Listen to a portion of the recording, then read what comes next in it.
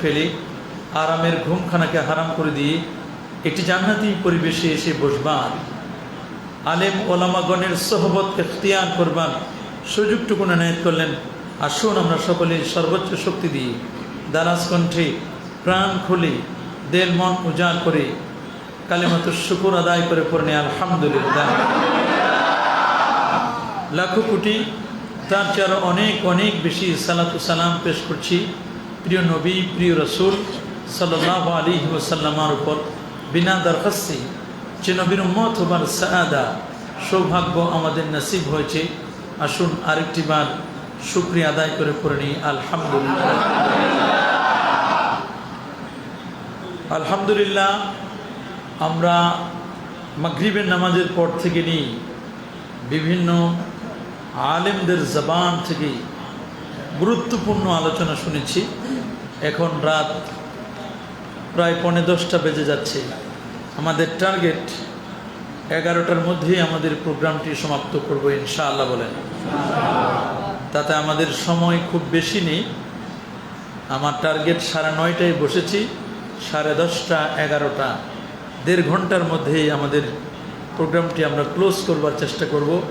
কেউ উঠাউঠি করবেন না, ধৈর্যের সাথে আলোচনাগুলো শুনবার চেষ্টা করবেন। প্রিয় সুধী, আপনারা সকলেই জানেন বর্তমান যে যুগটি, এটি একটি প্রযুক্তি বিজ্ঞান, computer, internet, mobile, telephone, telegraph, telescope ও ডিজিটালের যুগ। এই যুগের মানুষ অত্যন্ত সচেতন, নানা মনের, নানা চিন্তার, নানা দৃষ্টিভঙ্গির মানুষ এই পৃথিবীতে বাস করছে। আজ আমরা যারা কালিমাগো মুসলমান, আমাদের চলার পথ অনেকগুলো নয়, আমাদের চলার পথ হচ্ছে একটি। সে পথটির নাম হলো সিরাতে মুস্তাকিম, যেটি নবীদের পথ, সিদ্দিকদের পথ, শহীদদের পথ, সালেহীন আল্লাহওয়ালাদের পথ। আমরা এই পথে চলতে চাই। এই পথে যদি কোনো মানুষ একবার চলে, তাহলে এই মানুষটি কখনো এই পথ থেকে ছিটকে পড়ে যায় না, বিপদগামী হয় না। এই পথ থেকে কখনো সে বিচ্যুত হয় না, বরং এই পথের লাস্ট স্টপেজ হচ্ছে আল্লাহ পাকের জান্নাত। সুবহানাল্লাহ।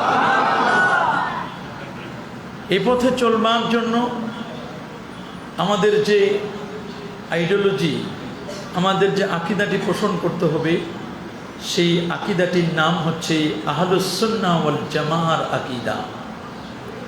প্রিয় নবী রসুল করিম সাল্লাল্লাহু আলাইহি ওয়াসাল্লাম তিনি 1500 বছর আগে ভবিষ্যৎবাণী করেছেন, যেটি সুনান তিরমিজির হাদিস। আমার সাথে এই তিরমিজি শরীফ আছে, এই যে কিতাবটি সুনান তিরমিজির 1928 নম্বর হাদিসের মধ্যে স্পষ্ট করে লেখা, আল্লাহ নবী বলছেন, বনু ইসরাইল যারা ইহুদিরা, এরা 71টি দলে বিভক্ত হয়েছিল। আর খ্রিস্টান যারা ঈসা নবীর উম্মত, তারা 72টি দলে বিভক্ত হয়েছিল। রাসূলুল্লাহ ভবিষ্যৎবাণী করে বলেন, সাতাফতারিকু উম্মতি আলা 73 মিল্লাহ, আমার উম্মতেরা বিভক্ত হবে 73টি ফেরকা, 73টি দলে।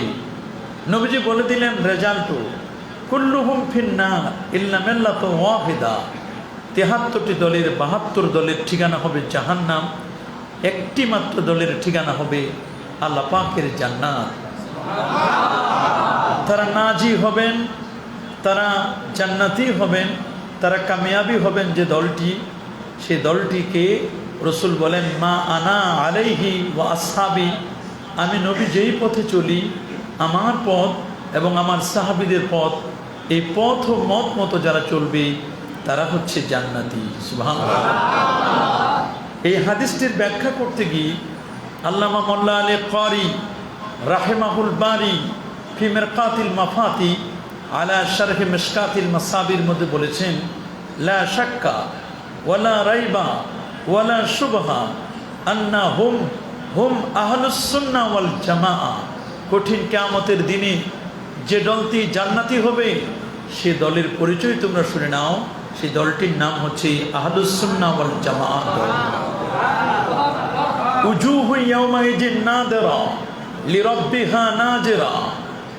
সেদিন একদল মানুষের চেহারা উজ্জ্বল হবে। সে উজ্জ্বল চেহারার অধিকারী যে মানুষগুলো হবে, ইবনু আব্বাস রাদিয়াল্লাহু তাআলা আনহু তাফসীর করতে গিয়ে বলছেন, সে মানুষগুলো হবেন আহলুস সুন্নাহর অনুসারী। সুবহানাল্লাহ। আর যারা আহলুল বিদআহ এবং যারা ফাত্তান, আহলুজ জায়গে, যারা বিদআতি, তাদের চেহারা হবে কুৎসিত কালো, চেহারার মধ্যে অন্ধকারাচ্ছন্ন ছাপ থাকবে, তারা বিপদগামী হবে, টেনশন ফিল করবে। আর যারা আহলুস সুন্নাহ ওয়াল জামাতের অনুসারী হবে, কিয়ামতের দিন তাদের চেহারা হবে উজ্জ্বল। সুবহানাল্লাহ। প্রিয় সুধী, এই পৃথিবীতে আমরা যারা মুসলমান, আমরা মনে করছি যে আমরাই মনে হয় শুধু মুসলমান। না, এই পৃথিবীতে আমরাই শুধু মুসলমান তা নয়। পৃথিবীতে প্রায় 750 কোটি মানুষ, 750 কোটি মানুষের মধ্যে 350 কোটি হচ্ছে মুসলমান। সুবহানাল্লাহ। একবার জর্জ বার্নার্ড শো, তিনি ম্যানচেস্টার ইউনিভার্সিটিতে একটি বিষয় নিয়ে গবেষণা করছিলেন একটি ডেস্কে। তাকে কিছু সাংবাদিক, জার্নালিস্ট এসে প্রশ্ন করলো, কোশ্চিন করলো যে আপনি আমাদেরকে একটু জানান দিবেন, আপনি আমাদেরকে একটু বলবেন এই পৃথিবীর মধ্যে সেরা জাতি কোনটি। তখন জর্জ বার্নার্ড শো এই প্রশ্ন করলে তিনি একটু ক্ষান্ত হলেন, কয়েক মিনিট তিনি টাইম পাস করলেন, সময় অতিবাহিত করি। তিনি বললেন, তোমরা আমাকে একটি জটিল প্রশ্ন করেছ, একটি কঠিন প্রশ্ন করেছ, পৃথিবীর মধ্যে শ্রেষ্ঠ জাতি কোনটি। তার কাছে যখন জানতে চাওয়া হলো, পৃথিবীতে হিন্দু আছে, খ্রিস্টান আছে, বৌদ্ধ ধর্মের অনুসারী আছে, আগুন পূজারীরা আছে, আরও কত জাতি আছে, তা আপনি একটু বলবেন পৃথিবীর মধ্যে শ্রেষ্ঠতম জাতি কোনটি। তখন জর্জ বার্নার্ড শো তিনি ব্যর্থ কণ্ঠে, নির্দ্বিধায়, একেবারে অকণ্ঠ চিত্তে তিনি খুব চমৎকার করে তার ভাষায় বলে দিলেন, পৃথিবীর মধ্যে শ্রেষ্ঠতম যে জাতিটি, সেই জাতিটির নাম হচ্ছে মুসলমান। জিজ্ঞেস করা হলো, what is the reason for priority of others উম্মাহ।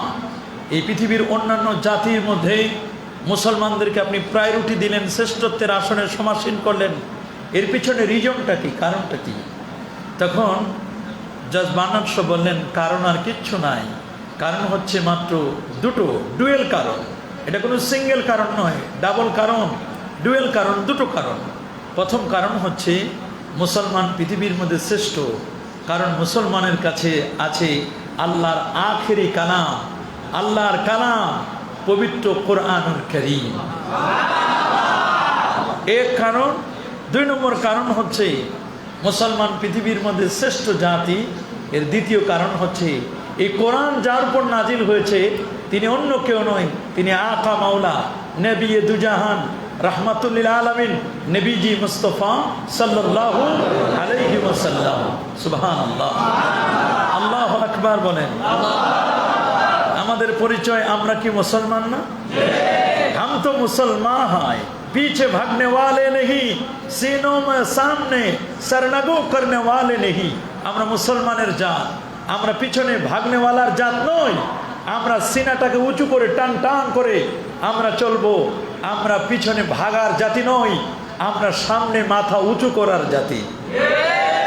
অর্ধ জাহানের খলিফা ছিলেন অমর, গোটা পৃথিবী শাসন করেছে মুসলমানরা। কথা বলেন ঠিক কিনা? আজ হয়তো বা আমরা মুসলমান নির্যাতিত, মুসলমান আজ নিপীড়িত, মুসলমানের উপর আজকে অত্যাচার চালানো হচ্ছে। শুধু অত্যাচার নয়, জুলুম অত্যাচারের স্টিম রোলার চালানো হচ্ছে, যে কারণে মুসলমান আজকে মাথা উঁচু করে দাঁড়াতে পারছিল না, এখন পাচ্ছে না। কিন্তু এক সময় মুসলমান এই পৃথিবীর বেটাগিরি করেছে, ক্ষমতায় মুসলমান এক সময় ছিল। মুসলমানদের তাকবীরের ধ্বনিতে গোটা পৃথিবী প্রকম্পিত হতো। তারা সাগর পাড়ি দিয়েছে, নদী পাড়ি দিয়েছে, টাইগ্রিস নদী, সেই নদী পাড়ি দিয়েছে 300 ঘোড়সওয়ার নিয়ে, সাঁতার জানতো না, প্রবল স্রোতের ধারা নিয়ে নদী, টাইগ্রিস নদী পাড়ি দিয়েছেন। ফুরাত দূরের কথা, খুরার পায়ের সামান্যতম এক ফোঁটা পানিতেও তাদের খুরাগুলো ভিজে নাই। নদী পাড়ে দিয়েছে ঘোড়ায় করে, 300 ঘোড়ার একটা ঘোড়ার পায়ের খুরা পর্যন্ত পানি টাচ করে নাই। মুসলমানরা ওপারে গিয়ে যখন বনের জঙ্গলের পশুদেরকে ডেকে বসেন, ইয়া আইয়াতুহাল হাসারাত, হে বনের পশু পাখিরা, তোমরা যে যেখান থেকে এসছো তোমরা জায়গা মতো চলে যাও, তোমাদের এই জঙ্গলে আমরা থাকবো, আমাদের তোমরা খাবে না, আমাদেরকে জায়গা দিবে। সেদিন পশু পাখিগুলো মুসলমানকে চিনেছে। আর আজ আমরা মুসলমান নির্যাতিত নিপীড়িত, মুসলমানের কথা শুনলে বলে সন্ত্রাসী, মুসলমানের নাম শুনলে ওদের হৃদয় কেঁপে উঠে, মুসলমানের কথা শুনলে এরা মনে করে বোমবাস্টিং করবে, এরকম শব্দ ব্যবহার করে। অথচ মুসলমান পৃথিবীর মধ্যে শ্রেষ্ঠতম জাতি। আজকে যে আমাদের এই অধপতন, আজকে যে আমাদের পিছনে পড়া, এর পিছনে কারণ হচ্ছে আমরা ছেড়ে দিয়েছি আল্লাহর কোরআন, ছেড়ে দিয়েছি প্রিয় নবীর আদর্শ। কথা বলেন ঠিক কিনা? আমরা টেনশন করি, আমার দেশে কেন ইসলাম নেই, আমার দেশে কেন কোরআন নেই, গোটা পৃথিবীতে কেন কোরআন নেই, ইসলামের রাজ কেন কায়েম হয় না। অথচ নিজের 3.5 হাত বডির দিকে তাকায় না যে আমার নিজের মধ্যেই তো ইসলাম নাই, আমার 3.5 হাত বডির মধ্যেই তো ইসলাম নাই, তা আমি বাহিরের ইসলাম নিয়ে আমার টেনশন করার কি দরকার? আমার মসজিদেই তো ইসলাম নাই, তো মসজিদের বাহিরে তো বহু দূরের কথা। আমার নিজের মধ্যেই তো ইসলাম নাই, আমি ইসলামের খুব দোহাই দিচ্ছি, ইসলামের কথা বলছি, অথচ আমার নিজের মধ্যেই ইসলাম নাই। কথা বলেন ঠিক না? এই জন্য আল্লামা ইকবাল খুব আফসোস করে বলেছেন, ওজা মে তুম হো নসারা তো তামাদ্দুন মে হুনুদ জিনহে দেখে কে শর্মা ইয়াহুদ। খুব তো কহিছ দুনিয়া হতে বিদায় নিচ্ছে মুসলমান, প্রশ্ন আমার মুসলিম সেথা, সে কি আজ বিদ্যমান? তুমি যে খালি মুসলমান বলতেছো, অমুক মুসলমান মরতেছে, অমুক জায়গায় মুসলমান মরতেছে, কই তুমি বলো মুসলমান মরতেছে, আমি তো মুসলমানই দেখি না। ওজা মে তুম হো নসারা তো তামাদ্দুন মে হুনুদ জিনকে দেখে কে শর্মা ইয়াহুদ। খুব তো কইছ দুনিয়া হতে বিদায় নিচ্ছে মুসলমান, প্রশ্ন আমার মুসলিম সেটা, সে কি আজ বিদ্যমান? চলন তোমার খ্রিস্টানিয়ার হিন্দুয়ানি তামাদ্দুন, ইহুদিও আজ শরম পাইবে দেখিলে তোমার এসব গুণ। তুমি মা নামে মুসলমান, গরু খোয়া মুসলমান, বাবাই মুসলমান, দাদাই মুসলমান, তুমি পূজা মণ্ডপেও যাও, আবার মসজিদেও আসো, মাহফিলেও যাও, গানের মজলিসেও যাও, আবার যখন ইসলামী কনসার্ট হয় সেখানেও যাও।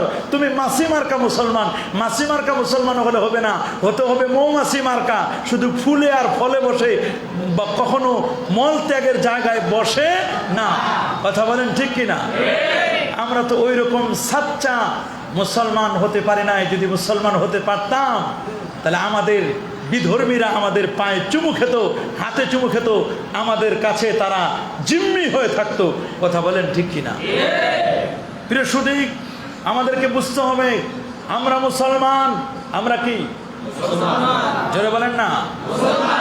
আমরা হচ্ছে মুসলমান, জাতিগতভাবে আমাদের পরিচয় আমরা মুসলমান।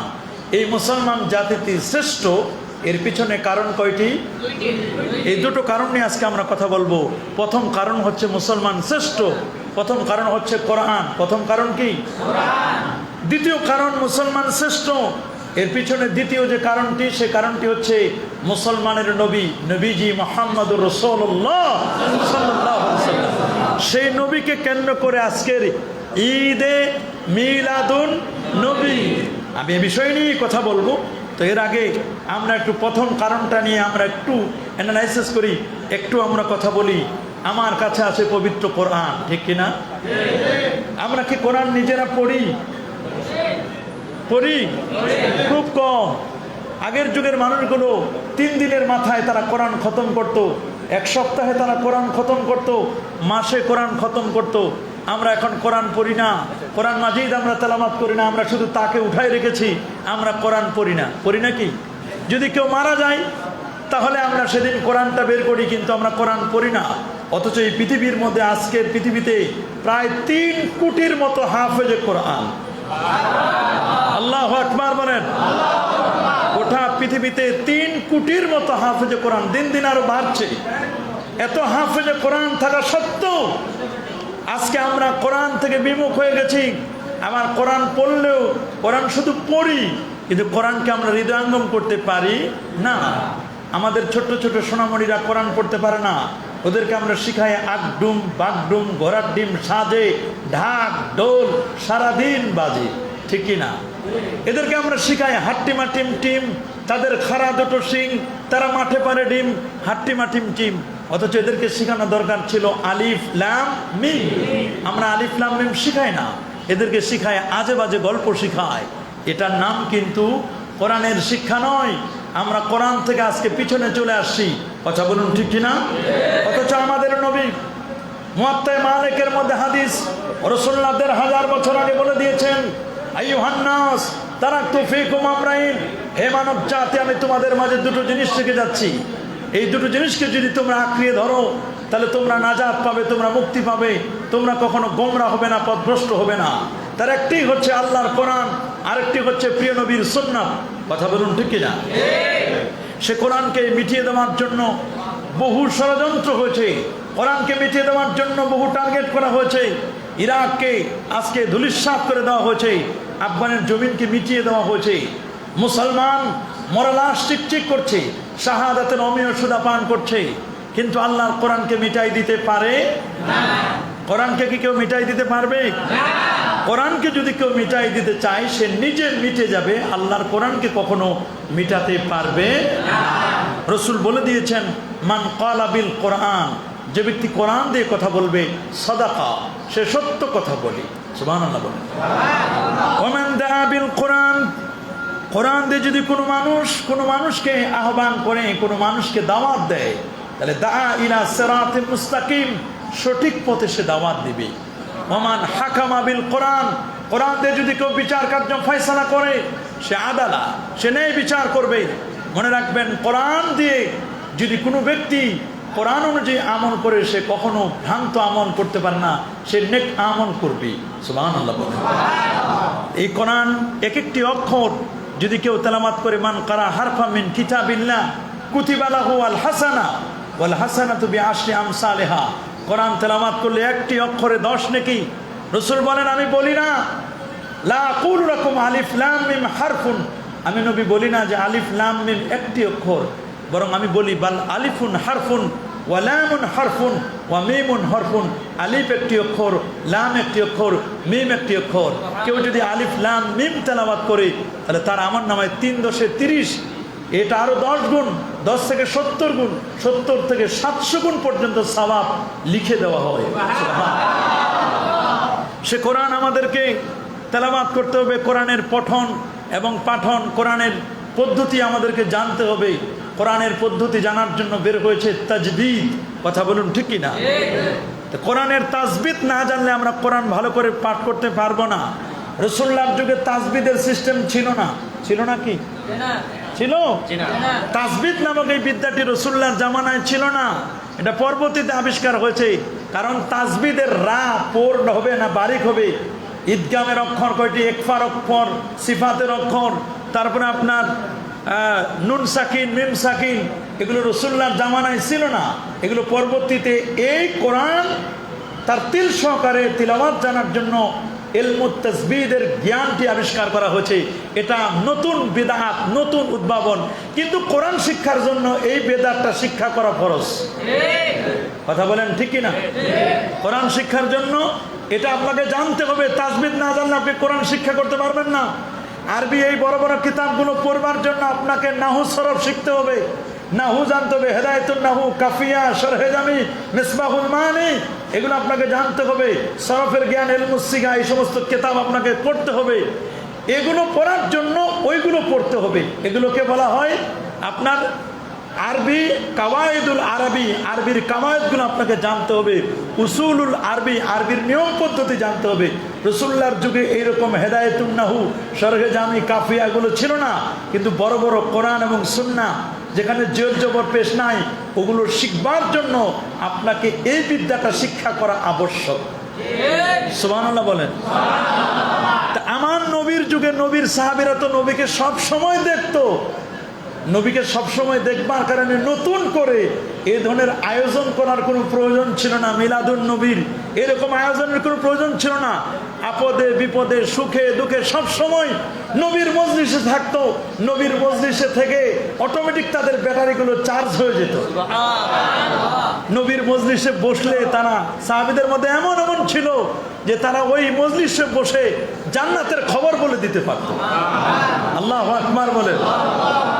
এই যুগে আমাদের নবীর প্রেম নাই, নবীর ভালোবাসা কম। আমরা নবীকেও দেখি নাই, সাহাবীকেও দেখি নাই, তাবিনকেও দেখি নাই, তাবিনকেও দেখি নাই, চার ইমামের কাউকে দেখি নাই। বড় বড় যারা আলেম তাদেরকে আমরা দেখি না। ইমাম বুখারী, মুসলিম, তিরমিজি, আবু দাউদ, নাসাই, ইবনে মাজাহ এরকম কিতাবগুলো যারা লিখেছে আমরা তাদের কাউকে দেখি নাই। আমরা শেষ জামানার নবীর আমার শেষের উম্মত, ঠিক কিনা বলেন? তা আমাদের মহব্বত বাড়ানোর জন্য, নবীর ভালোবাসা বাড়ানোর জন্য আমাদের ঈদে মিলাদুন নবী, মিলাদ মাহফিল, দোয়া দরুদ এগুলো আমরা আয়োজন করি কেন? যাতে করে নবীর প্রেম, নবীর ভালোবাসা, নবীর মহব্বত আমাদের হৃদয়ে যেন জাগ্রত হয়। কথা বলেন ঠিক কিনা?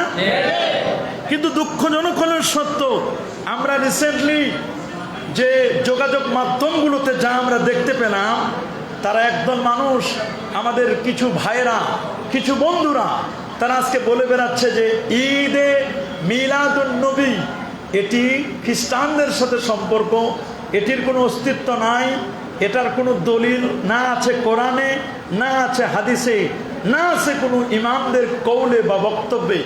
এই ধরনের কথা কিন্তু কিছু মানুষ বলে বেড়াচ্ছে। কথা বলুন ঠিক কিনা?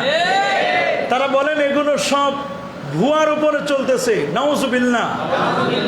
আপনারা কি মনে করেন যে ঈদে মিলাদুন নবীতে যুগ যুগ ধরে এই যে চলে আসছে কোরআন সুন্নাহ সাহাবায়ে কেরামের জীবন চরিত্র দিয়ে এটা চর্চিত একটি আমল, এই আমলটি কি এমনি এমনি এমনি চলে আসছে না? এর পিছনে ডকুমেন্টস আছে।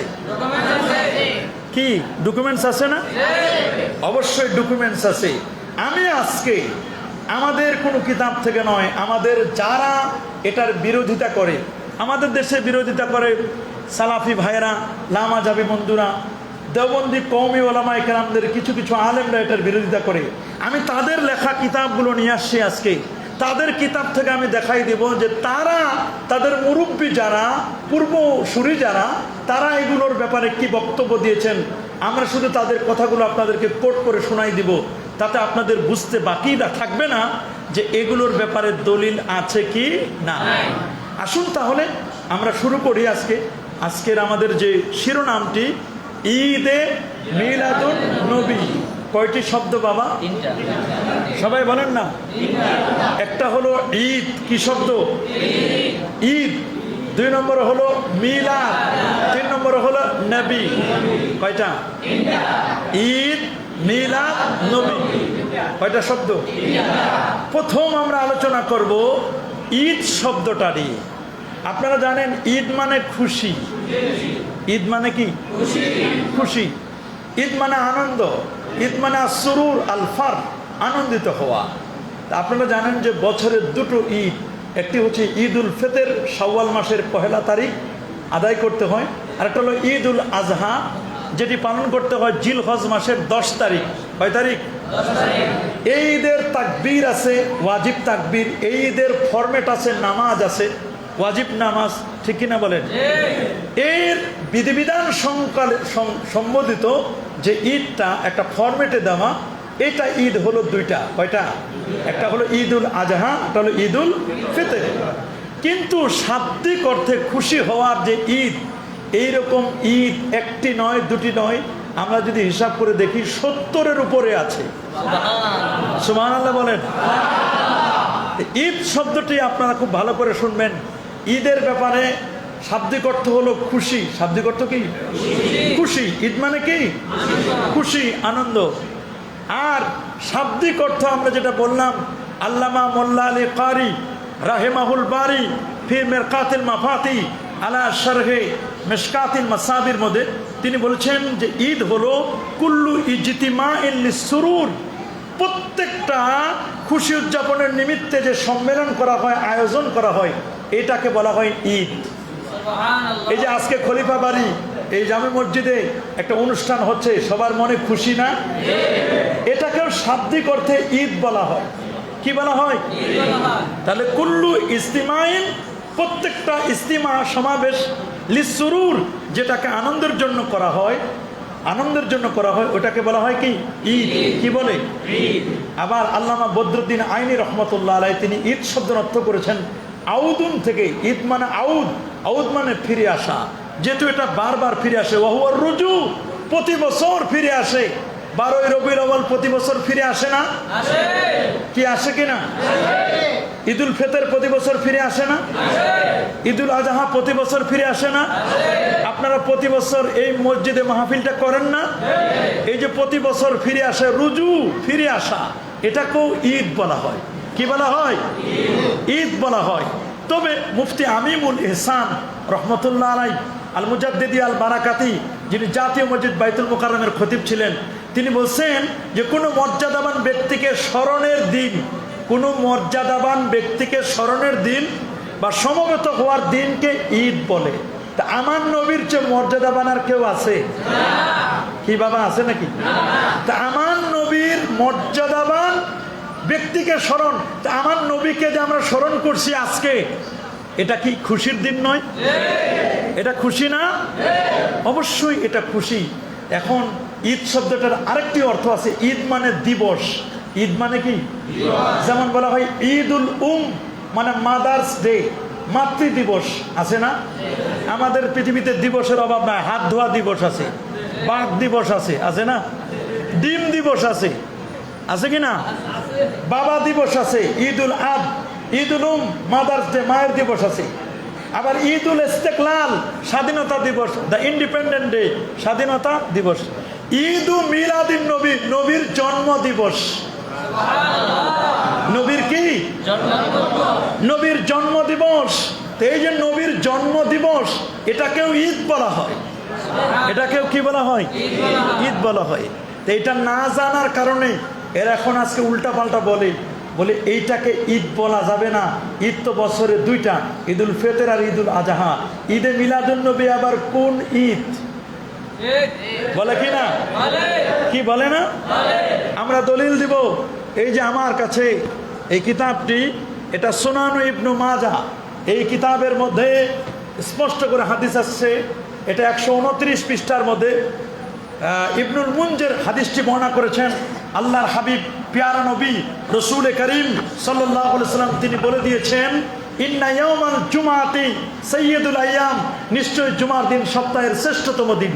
ওয়া হুয়া আফদালু ওয়া আযামু মিন ঈদুল আজহা ওয়া ঈদুল ফিতর, জুমার দিন ঈদুল আজহা ঈদুল ফিতরের চেয়ে উত্তম। সুবহানাল্লাহ।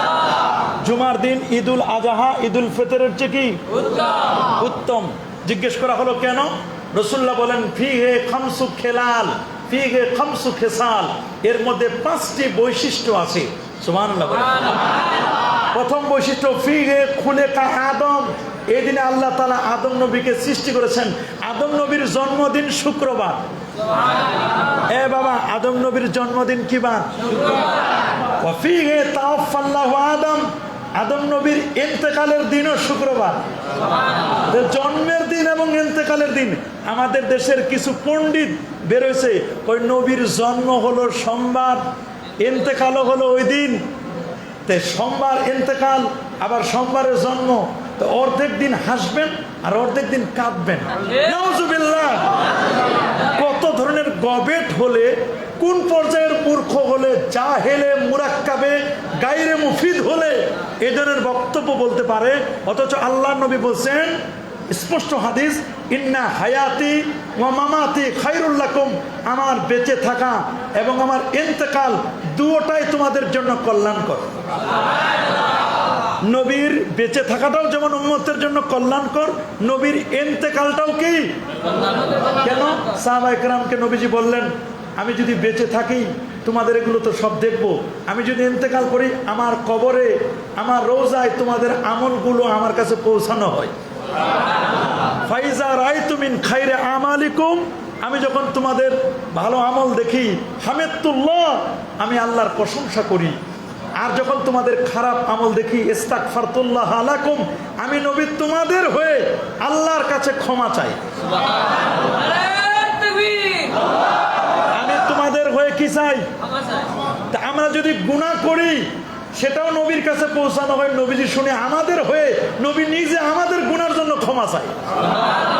আর আমরা যদি ভালো কাজ করি নবী খুশি হয়, সুবহানাল্লাহ।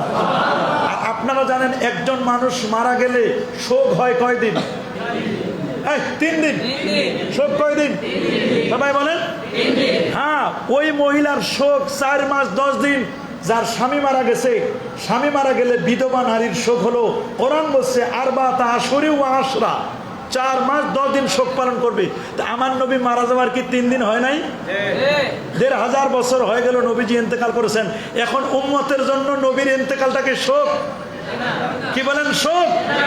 যদি সুনান ইবনে মাজা পড়তো, তিরমিজি পড়তো, এই ধরনের কথা কখনো আলেম নাম দিয়ে কখনো বলতো না। কারণ আদম নবীর জন্ম বার্থডে হলো শুক্রবার, তার ইন্তেকালও হলো শুক্রবার। তার জন্মের দিন এবং ইন্তেকালের দিন যদি ঈদুল আজহা, ঈদুল ফিতরের চেয়ে উত্তম খুশির দিন হয়, আদম নবীর জন্ম এবং মৃত্যু একই দিনে শুক্রবার, শুক্রবার দিন যদি ঈদের দিন হয়, তা আমার নবীর জন্ম মৃত্যু, জন্ম ইন্তেকাল সোমবার দিন, এইটা কি খুশির দিন হবে না? তাহলে কেন এরা বলে যে অর্ধেক দিন কাঁদবেন, অর্ধেক দিন হাসবেন? এটার জবাব কি আমরা পাইছি? কি বলেন পাইছি? জবাব পাইছি আমরা। আমরা কি নবীর ইন্তেকালের দিন, যদিও ওইটা কথা নয় যে ওই দিন নবী ইন্তেকাল সোমবার ইন্তেকাল করছেন, কিন্তু 12ই রবিউল আউয়াল নবীজি ইন্তেকাল করেন নাই, এটা আরেকটা মিথ্যা তথ্য দেয় তারা। কথা বলেন ঠিক কিনা? মিথ্যা বলতে বলতে বলতে মিথ্যা বলতে আর তাদের কোনো বাধে না, এজন্য তারা এই কথাগুলো বলে বেড়াচ্ছে। মনে রাখবেন, আমার নবীর জন্ম সোমবার, নবীর ইন্তেকালও সোমবার। এই দিনে যদি ইন্তেকালের কারণে নবীর আমরা কোনো শোক পালন করব না, বরং নবীর ইন্তেকালটা আমাদের খুশি, কল্যাণের। ঠিক কিনা বলেন? তাহলে বোঝা গেল নবীর জন্মদিন এবং নবীর ইন্তেকাল দিন উভয়টা আমাদের জন্য কল্যাণকর। এই দিনকে ঈদের দিন বানাতে কোনো আপত্তি নাই। আমার কাছে আরেকটি কিতাব, এটা সুনান তিরমিজি। এটা কি নাম? সুনান তিরমিজি, জামে তিরমিজি। এটা মাস্টার্সে পড়ানো হয়। ওলামায়ে কেরাম বলেছেন এই তিরমিজি কিতাবটি যেখানে পড়ানো হয় সেখানে স্বয়ং রাসূলুল্লাহ যেন নিজে বক্তব্য দিচ্ছে। আল্লাহু আকবার। এই কিতাবটা যেমন জামে তিরমিজি, তেমন এটা সুনান তিরমিজি। ইমাম বুখারী যেমন জামে, এটাও একটা জামে কিতাব। ইমাম বুখারীর ছাত্র হলো ইমাম তিরমিজি। সুবহানাল্লাহ। একই হাদিস ইমাম তিরমিজিও নিয়ে আসছেন, ইমাম বুখারী আনছেন। ইমাম বুখারী 45 নম্বর হাদিসে সহিহ বুখারীতে নিয়ে আসছেন যে হযরত ওমর ইবনুল খাত্তাব রাদিয়াল্লাহু তাআলা আনহু বসা, একজন ইহুদি আসলো, নাম তার কাবুল আহবার। কি নাম? এসে বলল, রে ওমর, আপনাদের কোরআনে এমন একখানা আয়াত আছে, এই আয়াতটা যদি আমাদের ইহুদি সম্প্রদায় তাওরাতে নাজিল হতো, লাত্তাখাযনা যালিকাল ইয়াউমা ঈদান, ওই দিনটাকে আমরা ঈদের দিন বানাতাম। তোমাদের কোরআনে এমন একখানা আয়াত আছে, ওই আয়াতটা যদি আমাদের ইহুদি সম্প্রদায় তাওরাত কিতাব মুসা নবীর উপর যেটা নাজিল হয়েছে, এই তাওরাতে যদি ওই আয়াতটি থাকতো, তাহলে আমরা লাত্তাখাযনা যালিকাল ইয়াউমা ঈদান, তিরমিজিতেও আসছে, বুখারীর 45 নম্বর হাদিসেও স্পষ্ট করে আসছে। তাহলে ওই দিনটাকে আমরা ঈদের দিন বানাতাম। হযরত ওমর জিজ্ঞেস করলেন, ইহুদি কোন সে আয়াত? ইহুদি বলল, সেটা সূরাতুল মায়েদার 3 নম্বর আয়াত, আল ইয়াউমা আকমালতু লাকুম দীনাকুম ওয়া আতমামতু আলাইকুম নি'মাতি। এই সে আয়াতটা। হযরত ওমর বলেন, তোমরা তো ঈদের দিন বানাইতা, আর আমরা এখন ওইটা ঈদের দিন বানায় আসছি। ওই আয়াতটা যেদিন নাজিল হয়েছে, একসাথে 2টা ঈদ ছিল। ওই দিন ছিল আরাফার দিন, আর ওই দিন ছিল জুমার দিন। জুমার দিনও ঈদ, ওটা ছিল আরাফার দিন, আরাফার দিনও ঈদ। আরাফার দিন যে ঈদ, এটা সুনান তিরমিজির 738 নম্বর হাদিসে স্পষ্ট করে লেখা। আল্লাহ নবী বলছেন, ইয়াউমু আরাফা, আরাফার দিন, ইয়াউমুন নাহার, কুরবানির দিন, ওয়া আইয়ামুত তাশরিক, জিলহজের 11, 12, 13, 3 দিন। এই 3 আর 2 5, ঈদুন লে আহলিল ইসলাম, এটা মুসলমানদের জন্য ঈদের দিন। তাহলে যেদিন নাজিল হয়েছে এটা একসাথে দুইটা ঈদ ছিল। সুবহানাল্লাহ বলেন। একসাথে কয় ঈদ ছিল? আরাফা আর কি শুক্রবার জুমা, দুই ঈদ। তাহলে কোরআনুল কারিমের একটি আয়াত নাজিল হওয়ার দিন যদি ঈদের দিন হয়, গোটা কোরআনের ফটোকপি আমার নবী, গোটা কোরআনের হুবহু কপি, ওয়াকানা খুলুকুহাল কোরআন, যে নবীর চরিত্র ছিল কোরআন, সেই নবী যেদিন পৃথিবীতে শুভাগমন করলো ওই দিনটি কি খুশির দিন হবে না?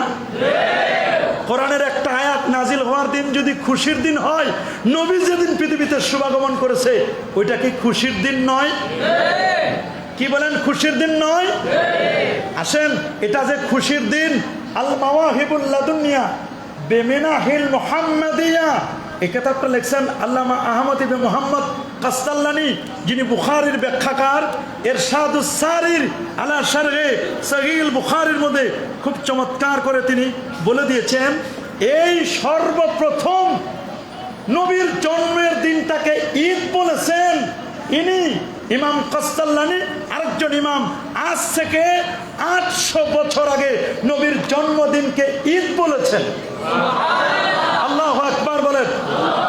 ইমাম কাস্তাল্লানি লিখেছেন, তিনি 4 খণ্ডের কিতাব না, এটা প্রথম খণ্ড, প্রথম খণ্ডের 148 পৃষ্ঠা।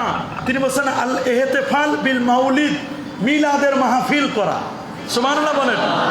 আল ইহতিফাল বিল মাউলিদ, মিলাদের মাহফিল করা। এই কথা বলতে গিয়ে তিনি বলছেন, ওয়ালা জালা আহলুল ইসলাম ইয়াহতাফিলুনা বিশাহরি মাউলিদিহি আলাইহিস সালাম ওয়া ইয়ামালুনা আল ওয়ালাইম ওয়া ইয়াতাসাদ্দাকুনা ফি লায়ালিহি বিআনওয়াইস সাদাকাত ওয়া ইউজহিরুনা আস-সুরুর ওয়া ইউজিদুনা ফিল মুবাররাত ওয়া ইয়াতানুনা বিকিরাতি মাউলিদিহিল কারীম ওয়া ইউজহিরু আলাইহি মিন বারাকাতি কুল্লি ফাদলিন আমিম ওয়া মিম্মা جرب من خواصه أنه أمن في ذلك الأم وبشرى عاجلة بنيل البغية والمرام فرحم الله امرأ اتخذ ليالي شهر مولده المبارك أعيادا. الله أكبر الله أكبر فرحم الله امرأ. الله أكبر. ওই ব্যক্তির প্রতি আল্লাহ রহম করুন যে ব্যক্তি আল্লাহ নবীর জন্মের মাসের প্রত্যেকটা রাতকে ঈদ বানাইলো। তাহলে এখানে আয়াদান আয়াদান আয়াত বলছেন, ঈদ শুধু নয়। আর আরেকটি হাদিসে আল্লামা ইবনুল মুনজির তিনি বলে দিয়েছেন, এবং আল মুজামুল কাবিরের মধ্যে আসে, রাসূল বলেন যায়্যানু আয়াদাকুম বিতাকবীর, তোমরা ঈদের দিনকে তাকবীর দ্বারা সুশোভিত করো। যায়্যানু, সুশোভিত করো, আয়াদাকুম, তোমাদের ঈদ সমূহকে। তাহলে বোঝা গেল ঈদ শুধু দুটো নয়, ঈদের বহুবচন আয়াত ব্যবহার করেছে। সুতরাং ঈদ একটা নয়, ঈদ অনেকগুলো, ঈদ দুটা নয়, দুয়ের অধিক ঈদ আছে। এমনি পারিভাষিক দৃষ্টিকোণ থেকে শরীয়তের ফরম্যাটে ঈদ হলো দুটা, ঈদুল ফিতর, ঈদুল আজহা। এছাড়া প্রত্যেক জুমাবার হলো ঈদ। প্রত্যেক জুমাবার কি? 52 সপ্তাহে 52টা ঈদ। আল্লাহু আকবার বলেন। আরাফার দিন ঈদ, সুবহানাল্লাহ। এটা ঈদুল আম, বাৎসরিক ঈদ, সুবহানাল্লাহ। এটা হলো ঈদুল উসবু। তবে জাহিলি যুগের কিছু মানুষ তারা রজব মাসকে ঈদ বানাইতো। কি বানাইতো? ঈদ বানানোর চেষ্টা করতো। আল্লাহ নবী হাদিসের মধ্যে বলে দিলেন, মুসান্নাফু আব্দুর রাজ্জাকের মধ্যে, লা তাত্তাখিজু শাহরান ঈদান ওয়ালা তাত্তাখিজু ইয়াওমান ঈদান, তোমরা কোনো দিনকে, কোনো মাসকে শরীয়তের ফরম্যাটে কোনো ঈদ বানাবে না। এটা রাসূলুল্লাহ বলে দিলেন। এখানে নিষেধ করা হয়েছে, তারা আতিরা রজব মাসে তারা বকরির বাচ্চা, গাভীর বাচ্চা, সাধারণত বাছুর জবাই করতো, জবাই করে নিজের মন মতো তারা ঈদ পালন করতো। নবীজি এইটাকে নিষেধ করলেন। ওই হাদিসটাকে ঈদে মিলাদুন নবীর উপর চালাই দিয়ে তারা বলছেন কোনো মাস, কোনো দিনকে ঈদ বানানো যাবে না। নাউজুবিল্লাহ বলেন। তারা এক জায়গার হাদিস আরেক জায়গায় চালাই দিয়েছে। এখানেও আমানতের খেয়ানত করেছে। কথা বলুন, ঠিক কিনা? তাহলে ঈদ এই শব্দটি আমরা ব্যবহার করি, এই শব্দটি ব্যবহার করতে কি কোনো বাধা আছে? কি বলেন, বাধা আছে? আর আমরা যে খুশি হই, এই খুশি হওয়ার নির্দেশ আমাদের নয়, খুশি হওয়ার নির্দেশ কোনো ইমামের নয়, খুশি হওয়ার নির্দেশ আল্লাহ সুবহানাহু ওয়া তাআলার। মাওয়াহিবুল্লাহ দুনিয়াতে যেমন আছে, আল হাবিউলিল ফাতওয়া, আল্লামা সুয়ুতি নকল করেছেন সূরাতু ইউনুসের 58 নম্বর আয়াত, কুল বিফাদলিল্লাহি ওয়া বিরহমাতিহি ফাবিযালিকা ফালইফরাহু হুয়া খায়রুম মিম্মা ইয়াজমাউন। যারা কোরআন পেল, এলেম পেল এবং যারা রাসূলুল্লাহকে পেল, এগুলো পেয়ে যেন আনন্দিত হয়, খুশি হয়। সুবহানাল্লাহ বলেন। তাহলে নবীকে পেয়ে খুশি হওয়ার নির্দেশ কার? আল্লাহ। কথা বলেন। আল্লাহ। নির্দেশ কার? আল্লাহ। আল্লাহর নির্দেশ। এছাড়াও পবিত্র কোরআনুল কারিমে আসছে, ইসারুল্লাহ ওয়া ক্বালা ঈসা ইবনে মারইয়াম আল্লাহুম্মা রাব্বানা আনজিল আলাইনা মাইদাতাম মিনাস সামাই তাকুনু লানা ঈদান লিআউয়ালিনা ওয়া আখিরিনা। ঈসা নবীর উম্মতের উপর যেদিন আসমান থেকে খাবার নাজিল হয়েছে, ওইটাকে ঈদের দিন বলা হয়েছে। কি বলা হয়েছে? পূর্ববর্তী এবং পরবর্তীদের জন্য।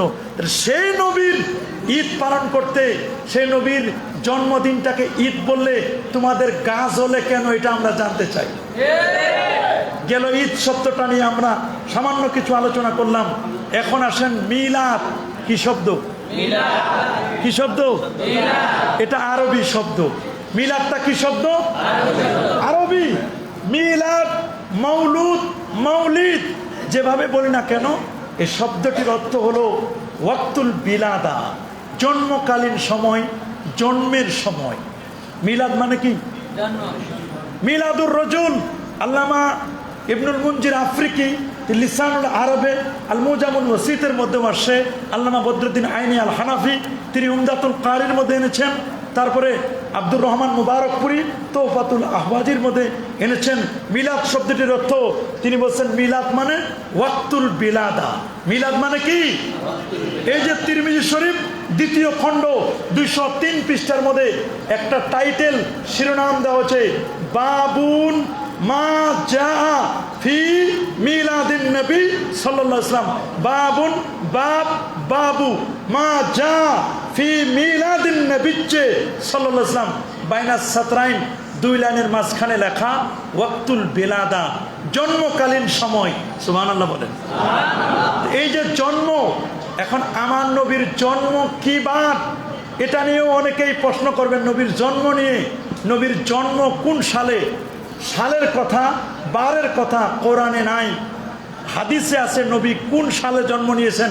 যেমন ইবনে আব্বাস বলছেন, দালাইলুন নবুওয়াত কিতাবের মধ্যে, মাহবুবুল্লাহ আদিনের মধ্যে আসছে যে আল্লাহ রসুল বলছেন যে উলিদতু আমাল ফিল।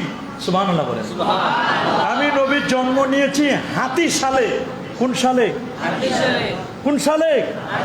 হাতি সালে 570 খ্রিস্টাব্দে 12 রবিউল আউয়াল। আর রওজুল উনুফ কিতাবের একেবারে স্পষ্ট ফতোয়া তিনি বলে দিয়েছেন। সিরাতে ইবনে হিশামের মধ্যেও আল্লাহ নবীর জন্ম সাল নিয়ে যারা কেউ বলেন 8 রবিউল আউয়াল, 9 রবিউল আউয়াল, এগুলো কথা নয়, বরং তারা বলছেন এই ব্যাপারে ইজমা হয়েছে। মশহুর বক্তব্য, জুমহুরের মত, আল্লাহ নবী 12 রবিউল আউয়ালে জন্ম নিয়েছেন। সুবহানাল্লাহ। সাল পেলাম, জন্ম সাল পেলাম, জন্মদিন পেলাম, কোন দিন নবী জন্ম নিয়েছেন এই ব্যাপারে জন্মদিন সম্পর্কে সহিহ মুসলিম শরীফ প্রথম খণ্ড 364 পৃষ্ঠার মধ্যে আবু কাতাদা আল আনসারি থেকে বর্ণিত, সুয়েলা রাসূলুল্লাহ সাল্লাল্লাহু আলাইহি ওয়াসাল্লাম আন সাওমি ইয়াউমিল ইসনাইন। আমার নবীকে জিজ্ঞেস করা হলো সোমবার দিন রোজা রাখা সম্পর্কে। নবীজি বলেন, সোমবারে রোজা রাখো। ফিহি উলিদতু, সোমবারে আমি নবীর জন্ম। রসুল বলেন, সোমবারে আমি নবী কি করেছি? ওয়াফিহি আমুতু, এদিন আমার ইন্তেকাল। ওয়াফিহি উনজিলা আলাইয়াল ওয়াহয়ু, আমার উপর ওহী নাজিল হয়েছে। তাহলে সোমবারে নবীর জন্মদিন, এ নিয়ে কি ইখতিলাফ আছে? কি বলেন, আছে? এখন কথা হলো, এই জন্মদিন নবীর সোমবার, এই দিন জন্মদিন আলোচনা করা যাবে কিনা? জন্মদিন যে আলোচনা করা যাবে, এই কিতাবটার নাম আল মুজামুল কাবির। এটা 24 খণ্ডে বিভক্ত। কত খণ্ডে? 24 খণ্ডে। ইমাম তাবরানী রহমতুল্লাহ আলাইহি 24 খণ্ডের কিতাব। এখানে প্রায় 25,000-এর মতো হাদিস রয়েছে। এই তাবরানীর মধ্যে আপনার 28 নম্বর হাদিসের মধ্যে স্পষ্ট করে লেখা। আমি আপনাদেরকে একটু পড়ে শোনাই, তাহলে আপনারা বুঝবেন। এটার নাম জুজে আউয়াল প্রথম খণ্ড 25তম পৃষ্ঠার 28 নম্বর হাদিস। হাদ্দাসানা আলী ইবনে উসমান ইবনে সালেহ حدثنا سعيد بن أبي مريم حدثنا ابن لهية عن أبي الأسود عن عروة عن عائشة رضي الله تعالى عنها أنها قالت تذاكر رسول الله صلى الله عليه وسلم وأبو بكر رضي الله عنه ميلادهما عندي الله أكبر আম্মা জান আয়েশা সিদ্দিকা রাদিয়াল্লাহু তাআলা আনহা বলেন আল্লাহর নবী এবং আমার বাবা আবু বকর রাদিয়াল্লাহু তাআলা দুজনেই তাযাকারা আলোচনা করলেন মিলাদাহুমা তাদের জন্ম বৃত্তান্ত ইন্দি আমার নিকট। তাহলে জন্ম বৃত্তান্ত যে আলোচনা করা যায় এটা নবীজি নিজেই এবং আবু বকর সিদ্দিক রাদিয়াল্লাহু তাআলা তিনি হযরতে আম্মা জান আয়েশার কাছে জীবনী বৃত্তান্ত আলোচনা করেছেন এবং এখানে স্পষ্ট এই হাদিসটি হাসান পর্যায়ের হাদিস। সুবহানাল্লাহ বলেন। তাহলে জন্ম বৃত্তান্ত আলোচনা করা যাবে কি না? কি বলেন, যাবে? হ্যাঁ, মুসনাদে আহমদের আরেকটি হাদিস রয়েছে 17,190 নম্বর, কোন জায়গা আছে 91 নম্বর। ইমাম আহমদ বিন হাম্বল 99 বার যিনি আল্লাহকে স্বপ্নে দেখেছেন, এত বড় পণ্ডিত, 12.5 লক্ষ হাদিস যার জানা ছিল। ইরবাদ ইবনে সারিয়া থেকে হাদিসটি কোট করেছেন। আল্লাহর হাবিবকে তিনি বলতে শুনেছেন, আল্লাহর হাবিব বলেন ইন্নী আবদুল্লাহ, আমি আল্লাহর বান্দা, ওয়া খাতামুন নবিয়্যিন, আমি সর্বশেষ নবী, ওয়া ইন্না আদামা লামুনজাদিলুন ফি তিনাতি, আমি নবী তখন নবী আদম যখন মাটি আর পানির মধ্যে ঘোরাঘুরি খাচ্ছিল। সাউহাদ্দিসুকুম, আমি তোমাদের কাছে হাদিস বর্ণনা করব আমার জন্ম নিয়ে। শোনাও, আনা বিশারাতু ঈসা, আমি হলাম আনা দুআ আবি ইব্রাহিম, আমি ইব্রাহিম নবীর দুয়ার ফসল। ও বিশারাতু ঈসা, ঈসা নবীর সুসংবাদ। ও রুইয়া উম্মি, আমি হচ্ছে আমার মায়ের স্বপ্ন। তিনি স্পষ্ট করে বলে দিলেন আমি নবী তখন নবী আদম যখন মাটি আর পানির মধ্যে ঘোরাঘুরি খাচ্ছিল। আনা দাওয়াতু বি আবি ইব্রাহিম, ইব্রাহিম নবী আমার জন্য দোয়া করেছিল। সুবহানাল্লাহ। আমার নবী বলেন আমি নবী হয়েছি দোয়া দিয়ে, আর আমার দেশের আলেম হয়, মুফতি হয়, কয় দোয়া লাগে না। 5 ওয়াক্ত ফরজ নামাজের পরে দোয়া লাগে কিনা? আজানের পরে দোয়া লাগে কিনা? কি আমরা দোয়া বিশ্বাস করি কিনা? অবশ্যই আমরা দোয়া বিশ্বাস করি। রাসূলুল্লাহ বলেন আমি দোয়ার নবী, আমার জন্য বাবা ইব্রাহিম খলিল দোয়া করেছে, রব্বানা ওয়াবাস ফীহিম রাসূলা, আমি ইব্রাহিম নবীর দোয়ার ফসল। এবং যে পাথরে দাঁড়িয়ে দোয়া করেছেন সেই পাথরে ইব্রাহিম নবীর পায়ের ছাপ আজও রয়েছে, তার নাম মাকাম ইব্রাহিম, ওয়াত্তাখিদু মিন মাকাম ইব্রাহিমা মুসাল্লা। সুবহানাল্লাহ বলেন। তাহলে কি ইব্রাহিম নবীর দোয়ার ফসল আমার নবীজি, তিনি বললেন আমি হচ্ছে ঈসা নবীর সুসংবাদ। ঈসা নবী আমার ব্যাপারে দোয়া করেছেন, ঈসা নবী আমার ব্যাপারে মানুষদেরকে সুসংবাদ দিয়েছেন। মিন বাদি ইসমুহু আহমদ, আমার পর একজন নবী আসবে যে নবীর নাম হবে আহমদ। কি নাম? যার নাম আকাশে আহমদ, জমিনে তার নাম মোহাম্মদ সাল্লাল্লাহু আলাইহি ওয়াসাল্লাম। আমার নবীর নাম আকাশে কি, জমিনে কি? সে নবী আসবে, তিনি বলেন আমি যেমন ঈসা নবীর সুসংবাদ, ইব্রাহিম নবীর দোয়া, আমি হচ্ছে আমার মায়ের স্বপ্নের বাস্তব রূপ। আমার মা যেদিন জন্ম দিল আদা আতমিন হুকুসুরা শাম, আমার জন্মের নূরে 2500 কিলোমিটার দূরের বড় বড় প্রাসাদগুলো, বিল্ডিংগুলো আলোয় আলোকময় হলো। নবীর জন্মে 2500 কিলোমিটার দূরের আলো দেখা যায়। সুবহানাল্লাহ বলেন। বিল্ডিং দেখা যায়। আপনি আমি জন্ম নিলে লাইট মারে দেখতে হয় ছেলে না মেয়ে। কথা বলেন ঠিক কিনা? তাহলে জন্ম বৃত্তান্ত আলোচনা করা যাবে না? কি যাবে না? আল্লাহ কোরআনে বলেন সূরা হুদের 110 নম্বর আয়াতে, ওয়া কুল্লান নাকুসু আলাইকা মিন আম্বাইর রুসুল মা নুসাব্বিতু বিহি ফুয়াদাক। নবী, আমি আপনার কাছে অন্যান্য নবীদের আলোচনা করেছি, উদ্দেশ্য হলো আপনার হৃদয়কে বলিষ্ঠ চিত্ত করব, আপনার হৃদয়কে শক্তিশালী করব। হৃদয়কে শক্তিশালী করবার জন্য আল্লাহ তাআলা তার বন্ধুর কাছে অন্যান্য নবীদের জীবনী আলোচনা করলেন। তাহলে বোঝা গেল আল্লাহ যদি অন্যান্য নবীদের জীবনী আমার নবীর কাছে আলোচনা করতে পারে নবীর হৃদয়কে শক্তিশালী করবার জন্য, তাহলে আমরা উম্মত, আমাদের এমনিতে ঈমান দুর্বল, আমাদের ঈমানকে শক্তিশালী করবার জন্য আমরা কি আমাদের নবীর জীবনী আলোচনা করতে পারি না? কি পারি না? অবশ্যই পারি।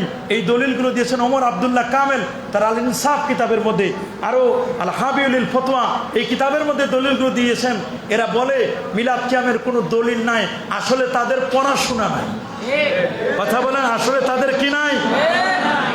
একবার আব্বাস ইবনে আব্দুল মুত্তালিব কি যেন শুনলেন, শোনার পরে বললেন যে রসুল্লাহর তো বাবা জন্মের আগে মারা গেছে, মা কিছুদিন পরে মারা গেছেন, এই জন্য রসুল্লাহর ব্যাপারে তারা বাজে মন্তব্য করতেছিল।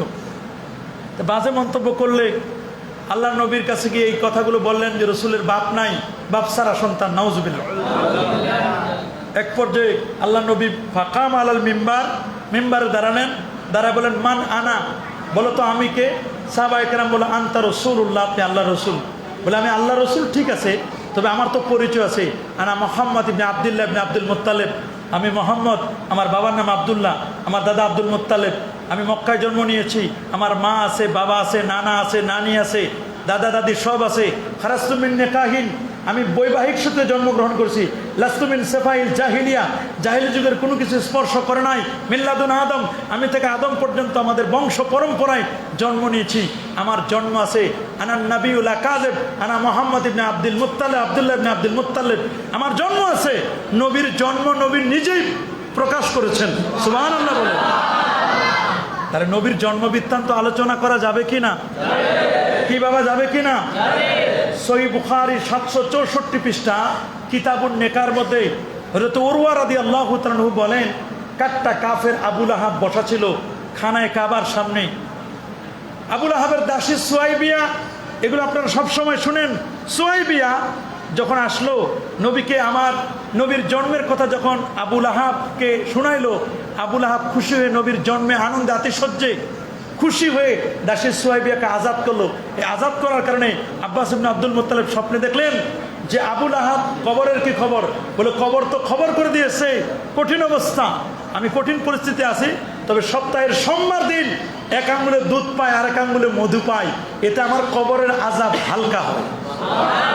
এটা যে একজন কাফেরের হতে পারে, আমরা যারা মুসলমান নবীর জন্ম বৃত্তান্ত আলোচনা করলে আমাদের কবরের আযাব হালকা হতে পারে না? কি বাবা, পারে কি পারে না? অবশ্যই হালকা হতে পারে। এই জন্য নবীর জন্ম বৃত্তান্ত ঈদ পেলাম, মিলাদ পেলাম, এরপরে আমরা নিয়ে আসবো মিলাদের পরে নিয়ে আসবো নবী। আমার নবী তো সবার নবী, কুল কায়নাতের নবী, ফেরেশতাদের নবী, জিনের নবী, ইনসানের নবী, তিনি সবার নবী। যে নবীর মর্যাদা গগনচুম্বী নয়, আমার নবীর মর্যাদা হলো আরশচুম্বী। আমার নবীর মর্যাদা কি? আরশচুম্বী মর্যাদা। সেই নবীর শানে আমরা একটু দাঁড়াইয়া মিলাদ পড়ি, কিয়াম করি। মিলাদের পরে এক সময় আমরা দাঁড়ায় একটু সালাম জানাই। ওরা বলে এটা যাবে না, ইয়া রাসূলুল্লাহ বলা যাবে না, কিয়াম করা যাবে না, এগুলোকে বিদআতে সাইয়্যা বলছে। এই দেখেন আমার কাছে একটা কিতাব, মুনাজাতে মাকবুল, কিতাবটার নাম কি? মুনাজাতে মাকবুল, লিখছেন হাকিমুল উম্মাত মুজাদ্দিদুল মিল্লাত হযরত মাওলানা শাহ আশরাফ আলী থানভী। হাকিমুল উম্মাত প্রকাশনী থেকে এই কিতাবের মধ্যে স্পষ্ট করে লেখা। তিনি বলছেন 237 পৃষ্ঠার মধ্যে, আগিসনি ইয়া রাসূলুল্লাহ ইন্নী লা মাগবুন, ইন্নী লা মাগবুন, হুজুর ইয়া রাসূলুল্লাহ আগিসনি, আমারে সাহায্য করেন, আমি ধোঁকাগ্রস্ত, আমি ধোঁকার মধ্যে পড়ে আছি, ইয়া রাসূলুল্লাহ আপনি আমারে সাহায্য করেন। থানা ভবন থেকে 5,500 কিলোমিটার দূরে আমার নবীজির রোজা মোবারকা হায়াতুন নবী, জিন্দা নবী সাইত, ওই নবীকে ডেকে বলছেন আগেসনি ইয়া রাসূলুল্লাহ। তারা যদি ইয়া রাসূলুল্লাহ বলে তাদেরটা শিরক হয় না, আর আমরা ইয়া রাসূলুল্লাহ বললে তারা বলে শিরক হয়। আশরাফ আলী থানভী সাহেব তাদের কেতাবে বলে দিয়েছেন, আপনারা একটু তাদের কেতাবগুলো পড়েন। আশরাফ আলী থানভী সাহেব, এটা উনি ভারতের দেওবন্দি ওলামায়ে কেরামের অনেকের ওস্তাদ গুরু, তারা কিন্তু তাকে মানেন, অথচ মুনাজাতে মাকবুল মানেন। সে মুনাজাতে মাকবুলের মধ্যে আরো একটা কথা লিখছেন। কি লিখছেন? তারাহাম ইয়া ইবনা আমেনা, হে আমেনার ছেলে আমাদের প্রতি রহম করো। হে আমেনার ছেলে আমাদের প্রতি কি করো? বলে হে আমেনার ছেলে রহম করো। আর আমরা আমাদের নবীকে বলি ইয়া নবী সালামুন আলাইকা, আমরা তো ইয়া মোহাম্মদ বলেও ডাকি না, আমরা বলি হে নবী আপনার প্রতি শান্তি বর্ষিত হোক। যদি 4,500 কিলোমিটার 5,500 কিলোমিটার ভারতের দেওবন্দ থেকে, থানা ভবন থেকে আশরাফ আলী থানভী যদি বলতে পারেন হে আমেনার ছেলে রহম করো, তা আমরা কি খলিফা বাড়ি মসজিদ থেকে ইয়া নবী সালামু আলাইকা বলতে পারি না? এটা কি হারাম হবে? বেদাত হবে? শিরক হবে? এই গেল মুনাজাতে মাকবুল। মুনাজাতে মাকবুল। এই দেখেন কুল্লিয়াতে এমদাদিয়া, এটা কুল্লিয়াতে এমদাদিয়া, এই কিতাবটি লিখছেন হযরত হাজী এমদাদুল্লাহ সাহেব মুহাজির মক্কি। এটা মাক্তাবাতে থানবী দেওবন্দ থেকে কিতাবটি আনা। এই কিতাবের মধ্যে মুনাজাতে দিগার, এই মুনাজাতে দিগার কিতাবের মধ্যে লিখছেন आपकी फिरकत ने मारा या नबी दिल हुआ गम से दर पारा या नबी বলে 14 বার তিনি আমার নবীকে ইয়া নবী বলছেন। যারা বলেন পৃথিবীর কোন কিতাবে ইয়া নবী নাই, পৃথিবী লাগবে না, তোমাদের কিতাবে ইয়া নবী আছে। হাজী আমদাদুল্লাহ মুহাজিরি মক্কি সাহেব তিনি তার কিতাবে ইয়া নবী বলে দিয়েছেন। সুতরাং ইয়া নবী নিয়ে কেউ আপনারা এগুলো বাজে মন্তব্য করবেন না। এ দেখেন আমার কাছে একটি কিতাব, এই কিতাবটির নাম বেহেশতে জিয়র। কি নাম? সবাই বলেন না, বেহেশতে জিয়র, এমদাদিয়া লাইব্রেরি, চক বাজার, ঢাকা 1211। এই বেহেশতে জিয়র কিতাবটা লিখছেন কে? লিখছেন কুতুবে দাওরান মুজাদ্দেদে জমান হাকিমুল উম্মাত হযরত মাওলানা আশরাফ আলী থানভী চিশতি রহমতুল্লাহ আলাইহি। ওনারা যা লিখছেন তাই শোনালাম। অনুবাদক হযরত মাওলানা শামসুল হক রহমতুল্লাহ আলাইহি ফরিদপুরি, প্রাক্তন প্রিন্সিপাল জামিয়া কোরআনিয়া ঢাকা, এমদাদিয়া লাইব্রেরি, চকবাজার, ঢাকা 1211। এখানে সিরাত পাকের আলোচনা। কোন পাকের আলোচনায়? সিরাত পাকের আলোচনা করতে গিয়ে কি সুন্দর করে তারা লিখে দিয়েছেন, আপনি শুনলে অবাক হবেন। সিরাত পাকের আলোচনায় কুলিন কুনতুম তুহিব্বুনাল্লাহ আয়াত নিয়ে আসছেন, লা ইউমিনু আহাদুকুম এই হাদিস নিয়ে আসেন। নিয়ে আসে এক পর্যায়ে লিখছেন তারা 6ষ্ঠ খণ্ড 2য় ভৈরম 221 পৃষ্ঠা লিখছে, সুতরাং রাসূল সাল্লাল্লাহু আলাইহি ওয়াসাল্লামের জীবনী আলোচনা করা একান্ত দরকার। রাসূল সাল্লাল্লাহু আলাইহি ওয়াসাল্লামের জীবনী আলোচনা করা একান্ত দরকার। রাসূলের জীবনী আলোচনার মজলিসকে কেহ সিরাতে পাকের মজলিস বলে, কেহ মৌলুদ শরীফ বয়ানের মাহফিল বলে, কেহ বা মাহফিলে মিলাদ বলে। আসল উদ্দেশ্য একই, ভাষা ভিন্ন ভিন্ন, ইহা অত্যন্ত জরুরি। আমরা কিন্তু কোনোদিন জরুরি বলি নাই, তারা বলেন ইহা অত্যন্ত জরুরি। আল্লাহু আকবার বলেন। মুসলমানদের ঘরে ঘরে এবং দোকানে দোকানে শুধু বৎসরে 1-8 নয়, শুধু রবিউল আউয়ালের চাঁদে নয়, মাসে মাসে, সপ্তাহে সপ্তাহে এই পবিত্র মাহফিলে মিলাদের অনুষ্ঠান হওয়া নিতান্ত বাঞ্ছনীয়। আমরা বলি নাই, তারা বলছে, তাদের মুরব্বী আশরাফ আলী থানভী, আর অনুবাদ করছেন শামসুল হক ফরিদপুরি হুজুর, তারাই কথা লিখে গেছেন। শামসুল হক ফরিদপুরি বলছেন মিলাদ নিয়ে কোনো ঝগড়া নাই, বাকি রহিল কিয়ামের কথা। নবীকে দাঁড়িয়ে দাঁড়িয়ে সালাম দেওয়া এটাই শরীফ তবিয়ত লোকের জন্য প্রযোজ্য। এর বিপরীত করা বিয়াদবি। নবীকে দাঁড়িয়ে সালাম দিতে হবে, এটাই আদব। এর বিপরীত হচ্ছে বিয়াদবি। এর বিপরীত কি? এর বিপরীত কি? এ গেল বেহেশতে জিয়র। আমার কাছে আরেকটা কিতাব আছে, আন-নিমাতুল কুবরা আলাল আলাম ফি মাউলিদে সাইয়্যিদে উলদে আদম ইবনে হাজার হায়তামির। এখানেও মিলাদুন নবীর উপর কথা আছে।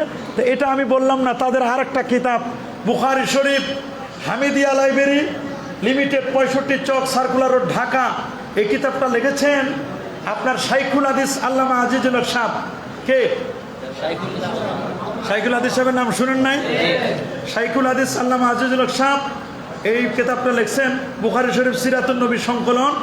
এই কিতাবের মধ্যে তিনি খুব সুন্দর করে 37তম পৃষ্ঠায় তিনি লিখছেন বেলাদাত বা শুভ জন্ম। 36 পৃষ্ঠায় 37তম পৃষ্ঠায় কাদ জাআকুম মিনাল্লাহি নূর, এটা নিয়ে আসছেন। নিয়ে আসার পরে কি সুন্দর করে লিখছেন যে সৃষ্টির প্রাণ পেয়ারা রসুল মোস্তফা নবী সাল্লাল্লাহু আলাইহি সাল্লাম মের আবির্ভাবে আনন্দের হিল্লোল উঠিল সমগ্র ধরণীতে, যাহার খাতিরে আরশ, কুরসি, লৌহ কলম, আসমান জমিন, মানুষ, ফেরেশতা সৃষ্টি, আজ তিনি আসিয়াছেন শত ঊর্ধ্বের ঊর্ধ্ব হইতে এই ধূলির ধরণীতে, তাই হর্ষে আনন্দে সমাদৃত করিয়াছে তাহাকে নিখিল সৃষ্টি, অভিনন্দন জানাইয়াছে তাহাকে সমগ্র প্রকৃতি, বহিয়াছে সকলের উপর আনন্দের বন্যা ধারা। এরপর তিনি লিখেছেন ইয়া নবী সালাম আলাইকা, ইয়া রাসূল সালাম আলাইক, ইয়া হাবিব সালাম আলাইকা, সালাওয়াতুল্লাহ আলাইক। এই যে লেখা ইয়া নবী সালাম আলাইকা বাংলায়ও লিখে দিয়েছেন, আবার ওটার সুন্দর করে অনুবাদও করছেন। বলে ইয়া নবী সালাম আলাইকা পৃথিবীর কোনো কেতাবে নাই, কেউ দেখাতে পারবে না, অথচ মোহাম্মদপুরের শাইখুল হাদিস আল্লামা আজিজুল হক সাহেব 65 চক circular road Hamidia library limited, এখানে বা 5ম খণ্ড, এটা আপনারা সংগ্রহ করে দেখাতে পারেন যে ভাই আমাদের কিতাব লাগবে না, আপনারা আপনাদের কিতাবে নবীর শান নিয়ে কী লিখছেন এটা একটু পড়ে শোনাই দিলাম। আমার কাছে আরেকটা কিতাব আল মুহান্নাত আলাল মুফান্নাত আকায়েদে উলামায়ে আহলে সুন্নাত দেওবন্দ, আকায়েদে আহলে সুন্নাত ওয়াল জামাত, ফখরুল মুহাদ্দিসিন রহমান্না খলিল আহমদ সাহারানপুরি দেওবন্দি আম্বেটি, তিনি লিখছেন। কি লিখছেন একটু শুনবেন, অনুবাদও করছেন তারা।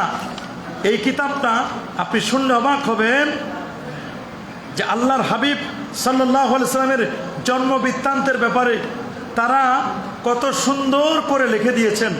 আমাদের শুধু পড়ার অভাব, আমি আপনাদের শুধু একটু পড়ে শোনাইতে চাই, আপনারা একটু গভীর মনোযোগ দিয়ে একটু শুধু শুনেন, দেখবেন কি লিখছে তারা।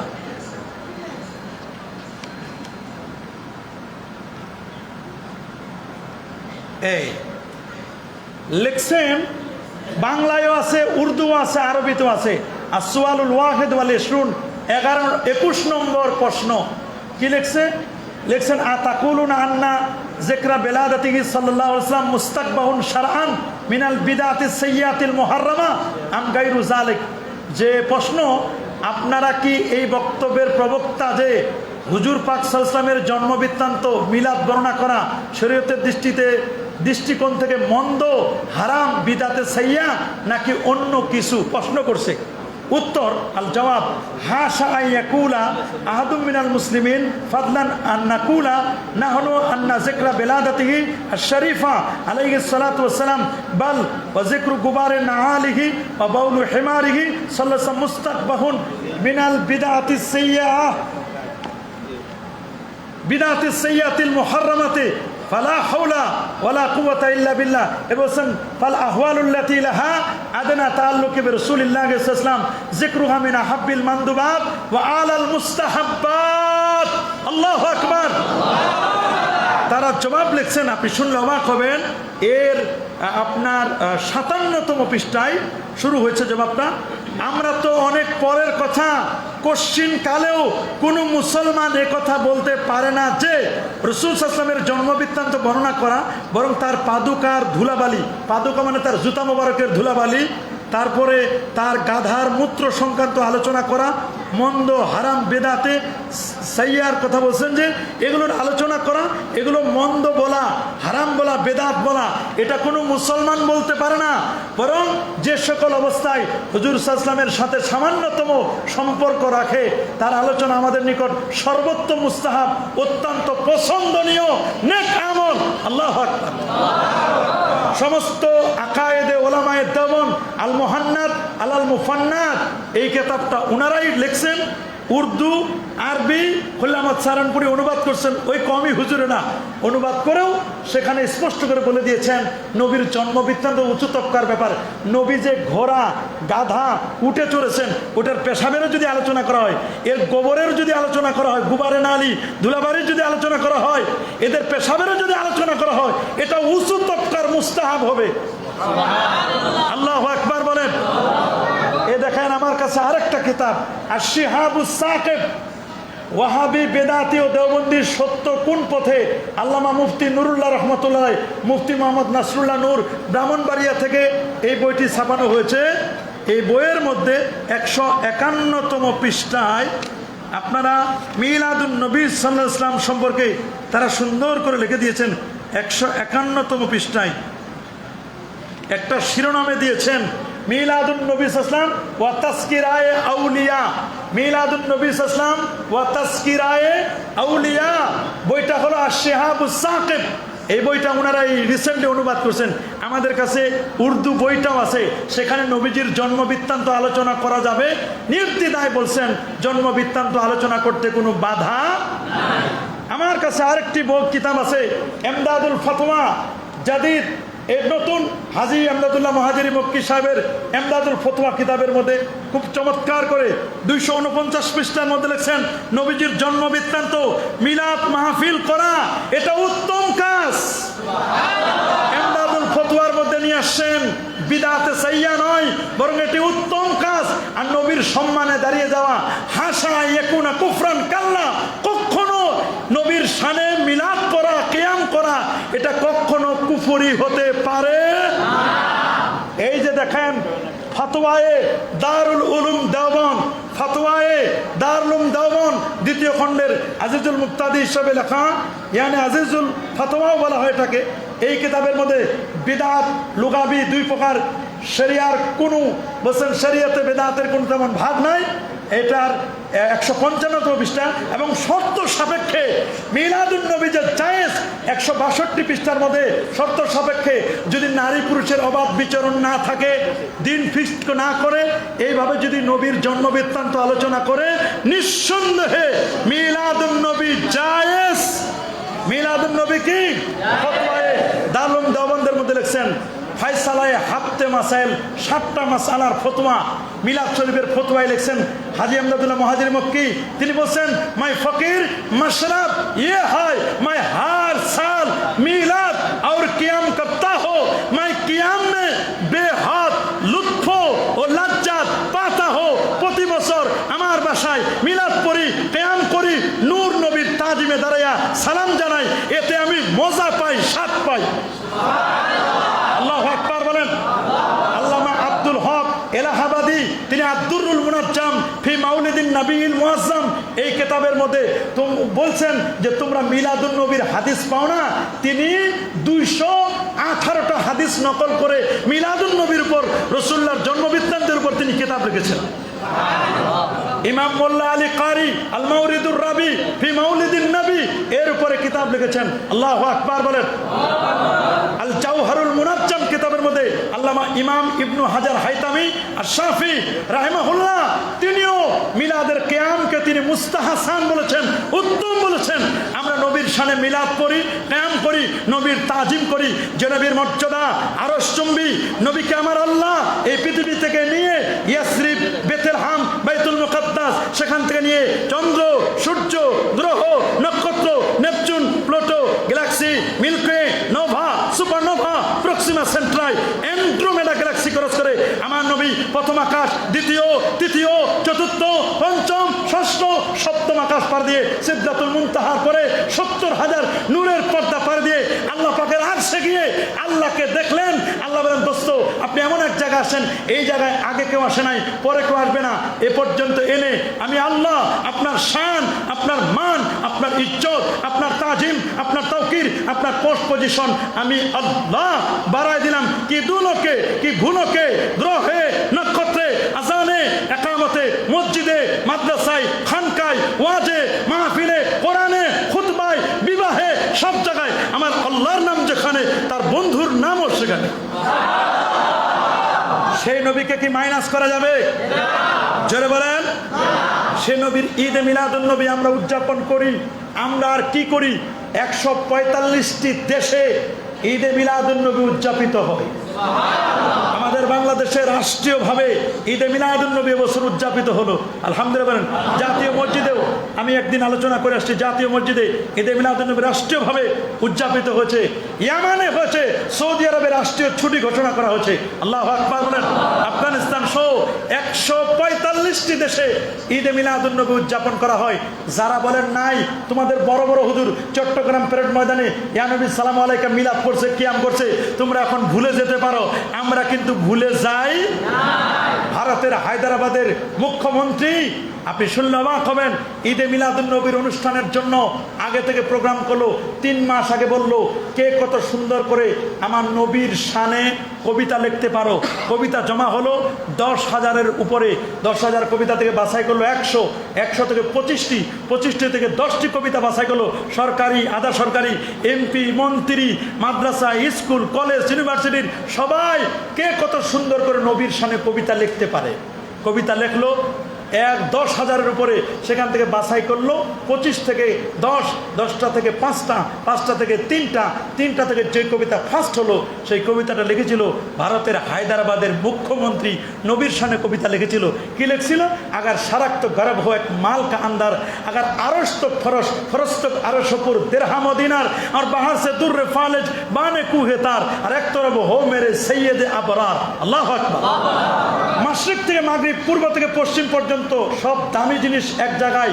জমিন আরশ তো ফরশ, ফরশ তো আরশ, এই জমিন থেকে নিয়ে আল্লাহর আরশ পর্যন্ত পুর দিরহাম দিনার স্বর্ণ মুদ্রা, রৌপ্য মুদ্রা দিয়ে যদি পরিপূর্ণ করে দেওয়া হয় এগুলো এক জায়গায়, আর সমুদ্রের যত মণিমুক্তা আছে সবগুলো সিঞ্চন করে যদি আনে দেওয়া হয় একটি জায়গায়, সব একদিকে, আর এক তরফ হো মেরে সৈয়দে আবরার, আরেকদিকে আমার নবীজি। যদি বলা হয় মুখ্যমন্ত্রী আপনি নেবেন কোনটি, তিনি মানে সমস্ত সম্পদকে লাথি মেরে আমি ফেলে দিব। এই সমস্ত সম্পদ নবীর সাথে তুলনা হয় না। নবীজির জুতা মোবারকের তলার যে ধুলিকণা আছে, এই একটি ধুলিকণা একদিকে আর গোটা সম্পদ একদিকে। যদি বলা হয় কোনটা নিবা, আমি ওই নবীর পায়ের জুতার তলার ধুলিকণা চুমু খেয়ে আমি আমার মাথায় তুলে নিব। এলো হলো আমার নবীজির ঈদে মিলাদুন নবী। সে নবীর সুন্নতকে আমাদের পালন করতে হবে। আমার নবী কথা বলার সময় কত সুন্দর করে কথা বলতেন। ইজা তাকাল্লামা রুইয়াকা নূর, নবী কথা বলতেন নূর চমকাতো। সুবহানাল্লাহ বলেন। নবীজি মেসওয়াক করতেন, মেসওয়াক করা সুন্নত। আমরা মেসওয়াক করা ভুলে গেছি। আমরা মেসওয়াক করব, মেসওয়াক করে নামাজ পড়লে 25 গুণ সওয়াব বেশি পাওয়া যায়। সুবহানাল্লাহ বলেন। নবীজির মুখে দাড়ি ছিল, আমাদের মুখে দাড়ি থাকবে। সুদ খাবো না, ঘুষ দিব না। নবীজি মা বাবাকে কিভাবে রেসপেক্ট করতেন, সম্মান করতেন। দুধ মার জন্য নবীজি দাঁড়িয়ে গিয়েছিলেন। সুবহানাল্লাহ। পাগড়ি বিছাই দিয়েছিলেন দুধ মাতার জন্য। আমরা আমাদের মা বাবাকে রেসপেক্ট করব, সম্মান করব। নবীজি কারো হক মেরে খেতেন না, আমরা কারো হক মেরে খাবো না। নবীজি বারবার বলছেন শুধু 73 গুনাহ, সবচেয়ে ছোট্ট গুনাহ নিজের মার সাথে জেনা করা। আর রাশি ওয়াল মুরতাশি কিলাহুমা ফিন্নার, যে ঘুষ খায়, ঘুষ দেয়, উভয় জাহান্নামী। এগুলো সুদ খাবেন না, ঘুষ দিবেন না। 5 ওয়াক্ত নামাজ পড়বেন, জুমার নামাজ পড়বেন, কাবলাল জুমা পড়বেন, বাদাল জুমা পড়বেন। আল্লাহ নবী প্রতি মাসে 3 দিন তিনি মধু চেটে চেটে খেতে বসেন, জটিল কঠিন রোগ হবে না। সুবহানাল্লাহ। নবীজি হিজামা লাগাতেন, হিজামা, যে রক্ত বের করে নেওয়া হয়, হিজামা সেন্টার বেরোচ্ছে এখন। নবীজি ডান কাঁধে ঘুমাতেন, আমরা ডান কাঁধে ঘুমাবো। নবীজি পেটটাকে 3টা ভাগে ভাগ করতেন, এক ভাগ খালি রাখতেন, এক ভাগ পানি আর এক ভাগ খাবার। আমরা এটা করব। নবীজির সুন্নতি জামা ছিল, সাদা পোশাক পরতেন, সবুজও পরতেন নবীজি, মাথায় পাগড়ি পরতেন, নবীজি টুপি পরতেন। এগুলো নবীজির সুন্নত। সুবহানাল্লাহ বলেন। নবীর সুন্নতের আমাদের কোনো খবর নাই। আমাদের নবীর সুন্নতগুলোকে পালন করতে হবে। নবীজি ডান পা দিয়ে আমাদেরকে মসজিদে প্রবেশ করতে বসেন, ডান পা দিয়ে মসজিদে প্রবেশ করব, দান সদকা করব, হাদিয়া দিব, হাদিয়া নেব, প্রতিবেশীর হক আমরা রক্ষা করব, ভাই বোনের অধিকার আমরা দেব। এগুলো মুসলমানের হক। কথা বলেন ঠিক কিনা? আমাদের সন্তানদেরকে নবীর প্রেম শিখাবো, হুব্বুল কোরআন, হুব্বুল নবী, হুব্বে আহলে বাইত, আহলে বাইতের ভালোবাসা আমরা এগুলো শিক্ষা দেব। যদি এগুলো আমরা শিক্ষা দিতে পারি তবে আমরা কল্যাণকর, তবে আমাদের জীবনটা সুখময় হবে। কিন্তু আজকে আমরা নবীর মিলাদুন নবীর আলোচনা করি, নবীর সিরাতকে আমরা নিতে চাই না। মিলাদুন নবীর আলোচনা রবিউল আউয়াল মাসে, আর সিরাতটা সব সময়। কথা বলেন ঠিক কিনা? যেই নবীর মিলাদ সেই নবীরই সিরাত। মিলাদ আর সিরাতকে আলাদা করার কোনো সুযোগ কি বাবা আছে নাকি? আমরা এই বিষয়গুলো খেয়াল করে শুনলাম, এগুলো যেন আমরা বাস্তব জীবনে প্রতিফলন করতে পারি। আল্লাহ আমাদের সবাইকে কবুল করুন, সবাইকে মঞ্জুর করুন। মাগরিবের 2 রাকাত সুন্নাত, তোমাদের পরে 2 রাকাত করে 6 রাকাত আওয়াবিনের নামাজ পড়বেন। কয় রাকাত? রাতে তাহাজ্জুদ পড়ার চেষ্টা করবেন। কি পড়বেন? 5 ওয়াক্ত ফরজ নামাজের পরে আয়াতুল কুরসি পড়বেন। রাসূল বলেছেন মান কারা আয়াতুল কুরসি বাদা সালাওয়াতিল মাকতুমা, ফরজ নামাজের পরে যারা আয়াতুল কুরসি পড়বে জান্নাতে যেতে বাধা শুধু একটাই, সেটা হলো মৃত্যু। সুবহানাল্লাহ। সহিহ বুখারীর সর্বশেষ হাদিস, রাসূল বলেছেন কালিমাতান, 2টো কালেমা, খাফিফাতান আলাল লিসান, জিহ্বায় উচ্চারণ করতে খুব সহজ, সাকিলাতান ফিল মিজান, মিজানের পাল্লায় বড় ভারী হবে, হাবিবাতান ইলার রহমান, আমার আল্লাহর কাছে বড় প্রিয় 2টা কালেমা। সেটা হচ্ছে পড়েন সুবহানাল্লাহি ওয়া বিহামদিহি ওয়া সুবহানাল্লাহিল আলিয়্যিল আযীম। এটা পড়বেন বেশি বেশি করে, এটা উচ্চারণের সহজ, মিজানের পাল্লায় ভারী, আল্লাহর কাছে প্রিয়। এই 2টা কালেমা পড়েন সুবহানাল্লাহি বিহামদিহি ওয়া সুবহানাল্লাহিল আলিয়্যিল আযীম। আবার আরেক বর্ণনা আছে, বুখারীর বর্ণনা, সুবহানাল্লাহি ওয়া বিহামদিহি, কেউ যদি 100 বার পড়ে সমুদ্রের ফেনা পরিমাণ গুনাহ আল্লাহ মাফ করে দিবেন। লা হাওলা পড়বেন। মাগরিবের পরে আপনি এগুলো পড়বেন, আস্তাগফিরুল্লাহ আস্তাগফিরুল্লাহ আস্তাগফিরুল্লাহ, আল্লাহুম্মা আজিরনি মিনান নার, আল্লাহুম্মা আজিরনি মিনান নার, আল্লাহুম্মা আজিরনি মিনান নার। সূরা হাশরের শেষ 3 আয়াত তেলাওয়াত করবেন। মাগরিবের পরে যদি তেলাওয়াত করেন ফজর পর্যন্ত 70,000 ফেরেশতা আপনারে পাহারা দিবে। ফজরে পড়বেন, মাগরিব পর্যন্ত, এশা পর্যন্ত আপনাকে 70,000 ফেরেশতা আপনাকে পাহারা দিবে। এগুলো আপনারা করবেন, এই কাজগুলো করবেন। নিজেরা কোরআন শিখবেন, যে শিখছেন আরেকজনকে শেখানোর চেষ্টা করবেন। মসজিদের দিকে নজর করবেন। আমি বড় খুশি হয়েছি, আমাদের সভাপতি সাহেব, মুরব্বী মানুষ এখনো আছে, সেক্রেটারি সাহেব আছে, মসজিদ কমিটির সদস্যরা আছেন, মসজিদের খতিব সাহেব আছে। ইমাম সাহেব কই? ও ইমাম সাহেব এখানে, মাশাআল্লাহ, আলহামদুলিল্লাহ। ইমাম সাহেব এখানে আছেন, জনাব হজরত মাওলানা মোহাম্মদ শহীদুল্লাহ ভুইয়া সাহেব, ইমাম সাহেব আছেন, আলহামদুলিল্লাহ বলেন। ইমাম আছে, খতিব আছে, সভাপতি, সেক্রেটারি। প্রতি বছর আপনারা এই মাহফিলটা করেন। বাহিরে হলে মাহফিলটা ভালো হতো, প্রচণ্ড গরমে আমি তো কোথায় বলতে পারতেছি না, এত গরম, প্রচুর মানুষের ভিড়, যে কারণে গরম। তো এসি আছে খালি, কি চলে না? চলে না, হ্যাঁ, ওগুলো খোলা। তো যাই হোক, আমি 11টা টার্গেট করেছিলাম, আর 2-3 মিনিট আছে, আমি শেষ করে দিব। আমি গরমের কারণে কথা বলতে পারতেছি না, যে কারণে যেটুকু আমরা শুনেছি, আমি মনে করি প্রতি বছর এই ঈদে মিলাদুন্নবীর মাহফিল জাঁকজমকের সাথে জাঁকজমকভাবে উদযাপিত হোক। আপনারা চান কি চান না? সবাই চান? হাত তুলে দেখান তো। নারায়ে তাকবীর।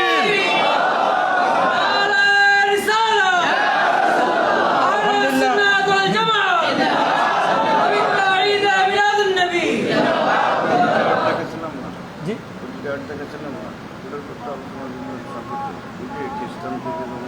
ও এটা বলছি আমি, হয়তো আপনি ছিলেন না। ঈদে মিলাদুন্নবী অনেকেই বলে এটা নাকি খ্রিস্টানদের জন্মদিন উপলক্ষে, খ্রিস্টানদের সাথে তুলনা করছে। নাউজুবিল্লাহ বলেন। অথচ খ্রিস্টানদের যিনি নবী ঈসা রুহুল্লাহ, তিনি বলে দিয়েছেন মিন বাদি ইসমুহু আহমদ, আমার পরে আসিতেছেন একজন নবী যার নাম আহমদ। তিনি তো নবীর মিলাদ পড়ে গেছে, সুবহানাল্লাহ বলেন। তিনি তো নবীর জন্ম বৃত্তান্ত তাসকিনা করে গেছেন যে আমি না, আমার পরে আসতেছেন। খ্রিস্টানদের নবীও পড়ে গেছেন, বলে গেছেন। এটা আপনাকে বুঝতে হবে। যারা এই ধরনের কথা বলবে, নবীর জন্ম বৃত্তান্তকে খ্রিস্টানদের সাথে তুলনা করে, আমার তো মনে হয় না এরা কোন পর্যায়ের ইমানদার। ঠিক, নাউজুবিল্লাহ বলেন। ইমাম বুখারী, ইমাম তিরমিজির মতো বড় বড় ইমামরা, যুগ শ্রেষ্ঠ ইমামরা নবীদের জন্ম বৃত্তান্তের পর শত শত কিতাব লিখে গেলেন। নবীর জন্ম বৃত্তান্ত, এটা যদি খ্রিস্টানদের সাথে আপনি তুলনা করেন, আপনি কিসের আলেম? আপনি কিসের আলেম? কি আলেম হয়েছেন আপনি? এই আলেমের আপনার কি মূল্য আছে? এক শিখে আনা নাই। আপনি হয়তো বা মানেন না, কিন্তু তার মানে কি এটাকে আপনি খ্রিস্টানদের সাথে তুলনা করবেন? আমরা কি খ্রিস্টানদের কোনো কাজ এখানে করেছি? কোনো হারাম কাজ আমরা করেছি? আমার নবী পৃথিবীতে শুভাগমন করবেন, এটা তাওরাত, জবুর, ইনজিল সারা পৃথিবীতে জানা। এটা তারিখ নিয়েও কোনো গ্যাঞ্জাম নাই, তারিখ নিয়ে ভেজাল বাজাইছে একদল লোক। নবী 12ই রবিউল আউয়াল সোমবার দিন জন্ম নিয়েছে, এটাই সত্য তারিখ, জুমহুরের মত এটাই। কথা বলেন ঠিক কিনা? এগুলো যদি খ্রিস্টানদের কথা হয়, তাহলে এই যে আল্লামা মোল্লা আলী কারি, ইবনে হাজার আসকালানী, ইমাম কসদুল্লানী, জালালউদ্দিন সুয়ুতি, যিনি 75 বার রাসূলুল্লাহকে জাগ্রত অবস্থায় দেখেছেন, তার লেখা কিতাব আল হাবিউল ফতওয়া কিতাব, হুসনুল মাকসাদ ফি আমালিল মাওলাদ, আসিরাতুল হালাবিয়া কিতাবের মধ্যে সেখানে মিলাদের কথা আছে, কিয়ামের কথা আছে। এগুলোকে খ্রিস্টানদের সাথে বলবেন না, বলবেন না। বরং আল্লাহর নবী তার জন্ম বৃত্তান্ত পালন করেছেন রোজা রাখার মাধ্যমে।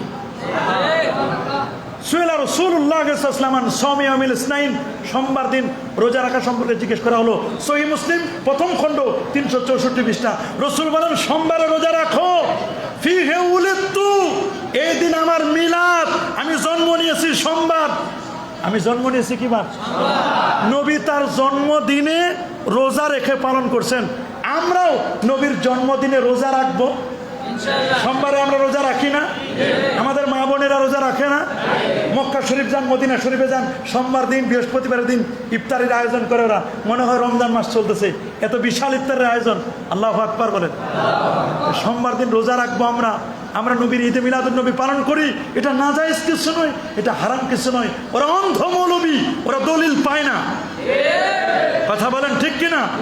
আমি এতগুলো কেতাব থেকে, তাদের কেতাব থেকে দলিল দিলাম, যদি না পাই বদনসিব। কথা বলেন ঠিক কিনা? বদনসিব। যাই হোক, একজন প্রশ্ন করছে, জানাজার নামাজে সূরা ফাতিহা পড়ার বিধান কি? হানাফি মাযহাব মতে জানাজার নামাজে কোনো কেরাত নাই। কেরাত হিসাবে জানাজার নামাজে সূরা ফাতিহা পড়া যাবে না, এটাই হানাফি মাযহাবের চূড়ান্ত ফতোয়া। হ্যাঁ, কয়েকটা হাদিস আছে যে আল্লাহ নবী জানাজার নামাজে ফাতিহা পড়েছেন, যে বর্ণনাগুলো আসছে এটা হলো ওই ব্যক্তির জন্য সানা হিসাবে, যে ব্যক্তির সুবহানাকা আল্লাহুম্মা বিহামদিকা ওয়া তাবারাকা ইসমুকা ওয়া তাআলা জাদ্দুকা ওয়া জাল্লা সানাউকা ওয়া লা ইলাহা গায়রুকা, এই সানা যার মুখস্থ নাই, সূরা ফাতিহা মুখস্থ আছে, ওইটা সানা হিসাবে, প্রশংসা হিসাবে পড়তে পারবে, কেরাত হিসাবে নয়। কেরাত হিসাবে প্রশ্ন করছে ফরজ নামাজের পরে হাত তুলে মোনাজাত করা যাবে কিনা? অবশ্যই যাবে। সূরা ইনশিরা আল্লাহ তাআলা বলছেন ফাইজা ফারাকতা ফানসাব ওয়া ইলা রাব্বিকা ফারগাব। এখানে মুফাসসিরগণ তাফসীর করেছেন ফাইজা ফারাকতা মিনাস সালাওয়াতিল মাকতুবা ফারগাব ইলা রাব্বিকা ফিদ দুআ। নবী আপনি যখন 5 ওয়াক্ত নামাজ থেকে অবসর গ্রহণ করবেন, কায়মান বাক্যে আপনি আল্লাহর দরবারে দোয়া করুন, মুনাজাত করুন, সুবহানাল্লাহ বলেন। কোরআনের সূরাতুল মুমিনের 61 নম্বর আয়াতে বলেন যে বলা হয়েছে স্পষ্ট করে উদউনি আস্তাজিবলাকুম, তোমরা আমার কাছে দোয়া করো, আমি তোমাদের দোয়ায় সাড়া দেব। তোমাদের দোয়ায় কি সাড়া দেবো? ওয়াইজা সালাকা ইবাদি আন্নী ফাইন্নী করিব উজিবু দাওয়াতাদ দাঈ ইযা দান। বান্দা যখন আমার কাছে কোনো কিছু প্রার্থনা করে, আমি তাকে খালি হাতে ফেরত দেই না, আমি তার প্রার্থনাকে কবুল করে দিই। সুবহানাল্লাহ বলে। সুনান তিরমিজি 3499 নম্বর হাদিস স্পষ্ট করে লেখা আছে যে রসুল আকরাম সাল্লাল্লাহু আলাইহি ওয়াসাল্লামকে প্রশ্ন করা হলো, আবু কাতাদা আনসারী থেকে হাদিস, রসুলকে প্রশ্ন করা হলো, সুয়েলা রাসূলুল্লাহ সাল্লাল্লাহু আলাইহি ওয়াসাল্লাম, আমার নবীকে প্রশ্ন করে দেওয়া হলো আইয়ুদ দুআয়ে আসমাউ, কোন দোয়াটা আমার আল্লাহ দ্রুত শুনেন? নবীজি বলেন দুবুরা সালাওয়াতিল মাকতুবা, 5 ওয়াক্ত ফরজ নামাজের পরে হাত তুলে যে দোয়া করা হয়, এই দোয়াটা আল্লাহ তাড়াতাড়ি কবুল করেন, আর তাহাজ্জুদের দোয়াও আল্লাহ কবুল করেন। আল্লাহু আকবার বলেন। এখন বলে হাত তোলা যাবে, তবে ওরা করে দোয়া করা যাবে, হাত তোলা যাবে না। হাত তোলার ব্যাপারে সুনানে আবি দাউদের হাদিস, ইজা সাআলতুমুল্লাহা ফাসআলু বিবুতুনি আকুফিকুম ওয়া লা তাসআলু বিজুরিয়া, 1499 নম্বর হাদিস। তোমরা যখন হাত পাতবে, প্রার্থনা করবে, তখন দু হাত তুলে মোনাজাত করো, এইভাবে নয়, এই পাশ দিয়ে চাও। সুনান তিরমিজি আমার সামনে হাদিস 3558 নম্বর হাদিস এবং 4565 নম্বর হাদিসের মধ্যে লেখা আছে ইন্না রাব্বাকুম হাইয়ুন কারীম, নিশ্চয় তোমাদের রব চিরঞ্জীব চিরস্থায়ী সম্মানিত। ইজা রাফা'আর রাজুলু ইলাইহি ইয়াদাইহি, তোমাদের কেউ যখন আল্লাহর দরবারে দু হাত তুলে মোনাজাত করে, ইস্তাহি, আমার আল্লাহ লজ্জাবোধ করেন, আইয়ারুদ্দাহুমা সিফরান খায়বাতান, আল্লাহ লজ্জা লাগে আমার বান্দারে কেমনে আমি খালি হাতে ফেরত দিই। সুবহানাল্লাহ। এই যে ফতোয়া দারুল দেওবন্দের মধ্যে লেখা আছে 5 জায়গায় নামাজ কি বাদ হাত উঠাকর দোয়া মাঙ্গানা কেসা হয়, 5 ওয়াক্ত নামাজের পরে হাত তুলে দোয়া করা কি? ইনি বলছেন 5 জায়গায় নামাজ কি বাদ হাত উঠাকর দোয়া মাঙ্গানা, ইয়ে তো মাসনুন হয়, দেখ লিয়ে কে হেসনে হাসিন তানজিমুন আস্তাতে লেখা আছে, ফতোয়া দারুল দেওবন্দেও মধ্যে লেখা আছে 5 ওয়াক্ত নামাজের পরে হাত তুলে দোয়া করা, মুনাজাত করা, এটা মুস্তাহাব, উত্তম। আমরা 5 ওয়াক্ত নামাজের পরে হাত তুলে মুনাজাত করি, করব কি করব না? আরেকজন প্রশ্ন করছেন সন্তান প্রসবের পর 45 দিন পর্যন্ত যে নামাজ আদায় করা যায় না, এই নামাজগুলো কি পরে আদায় করে দিতে হবে? না, মনে রাখবেন পিরিয়ড চলাকালীন সময়, হায়েস এবং নেফাস দুটো চলাকালীন সময়ে এইগুলো নামাজ আল্লাহ তাআলা মাফ করে দিয়েছেন। এগুলো কি করে দিয়েছেন? মাফ করে দিয়েছেন। তবে হ্যাঁ, এই সময় যদি রমজান মাস চলে আসে, রোজার কাজা আছে কিন্তু নামাজের কাজা নাই। 45 দিনের নামাজ, মনে করি এক একদিন 5 ওয়াক্ত করে, আবার বেতের সহ 6 ওয়াক্ত করে, এতগুলো নামাজ যদি মহিলাদের উপর এটা হতো, বড় কঠিন হয়ে যেত। আল্লাহ তাআলা মাফ করে দিয়েছেন। এই জন্য তো শরীয়তে তাদের নোকসান এখানেই যে আমরা যারা পুরুষ, আমরা 30 দিনে নামাজ পড়তে পারি, কিন্তু ওরা প্রতি মাসের 8 দিন 9 দিন 10 দিন পর্যন্ত তারা নামাজ পড়তে পারে না। এই জন্য শরীয়তে তাদের এখানে কমতি, এই জায়গায় তাদের কমতি। তবে তাদের জন্য জান্নাতে যাওয়া সহজ। স্বামীর যদি খেদমত করে, 5 ওয়াক্ত নামাজ পড়ে, রোজার সময় রোজা রাখে, 8টা জান্নাতের যে কোনো একটা জান্নাত দিয়ে চলে যেতে পারে।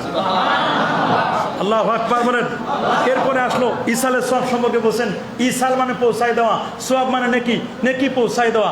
আমরা যে এগুলো এখানে আজকে দোয়া করব, আমাদের বাপ দাদা যারা কবরে আছে তাদের কাছে সওয়াবগুলো পৌঁছবে না?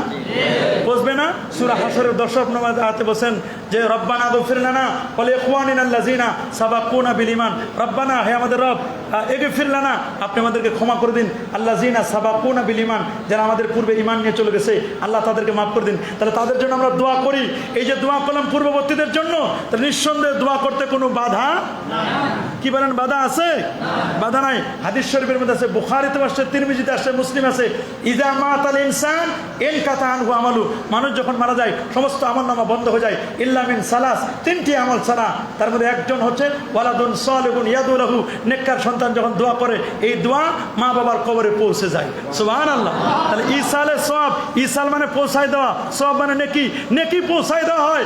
আপনি যদি ফ্ল্যাক্সি লোডে টাকা পাঠাতে পারেন, বিকাশ করতে পারেন, নগদ টাকা পাঠাতে পারেন, এখান থেকে নিয়ে কক্সবাজার, সিলেট, তারপরে আপনি পঞ্চগড়, দিনাজপুর, রংপুর টাকা যদি পাঠাইতে পারেন নেটওয়ার্কের মাধ্যমে, তাহলে 3.5 হাত মাটির নিচে কবরে আল্লাহ তাআলা এমন নেটওয়ার্ক করে দিবেন, আপনি কবরে আপনি সব রেসানি করবেন, সূরা ফাতিহা, সূরা ইখলাস, দরুদ শরীফ পড়ে পাঠিয়ে দিবেন, অটোমেটিক এই নেটওয়ার্কের চেয়ে আরো দ্রুত গতিতে পৌঁছে যাবে। আল্লাহু আকবার বলেন। ইসালে সওয়াব করতে কোনো বাধা নাই। বাইহাকি শরীফের হাদিস, আল্লাহ রাসূল বলেন, মাল মাইয়াতু ফিল কবরি ইল্লা কাল গারিকিল মুতাকাওয়িস ইয়ানতাজিরু দাওয়াতান তালহাকু মিন আবিন আও উম্মিন আও সাদিকিল্লা। আল্লাহ নবী বলেন, তোমাদের কেউ যখন মারা যায়, গোরস্থানের মধ্যে তোমাদের মুর্দেগান যারা, তারা তোমাদের কাছে অসহায় হয়ে ওই সমুদ্রের মধ্যে ডুবে যাওয়া নৌকার মতো, লঞ্চের মতো যাত্রীগুলো যেমন হাহাকার করে, বাঁচাও বাঁচাও বাঁচাও, নিয়ে আসো, আমাকে একটু বাঁচাও।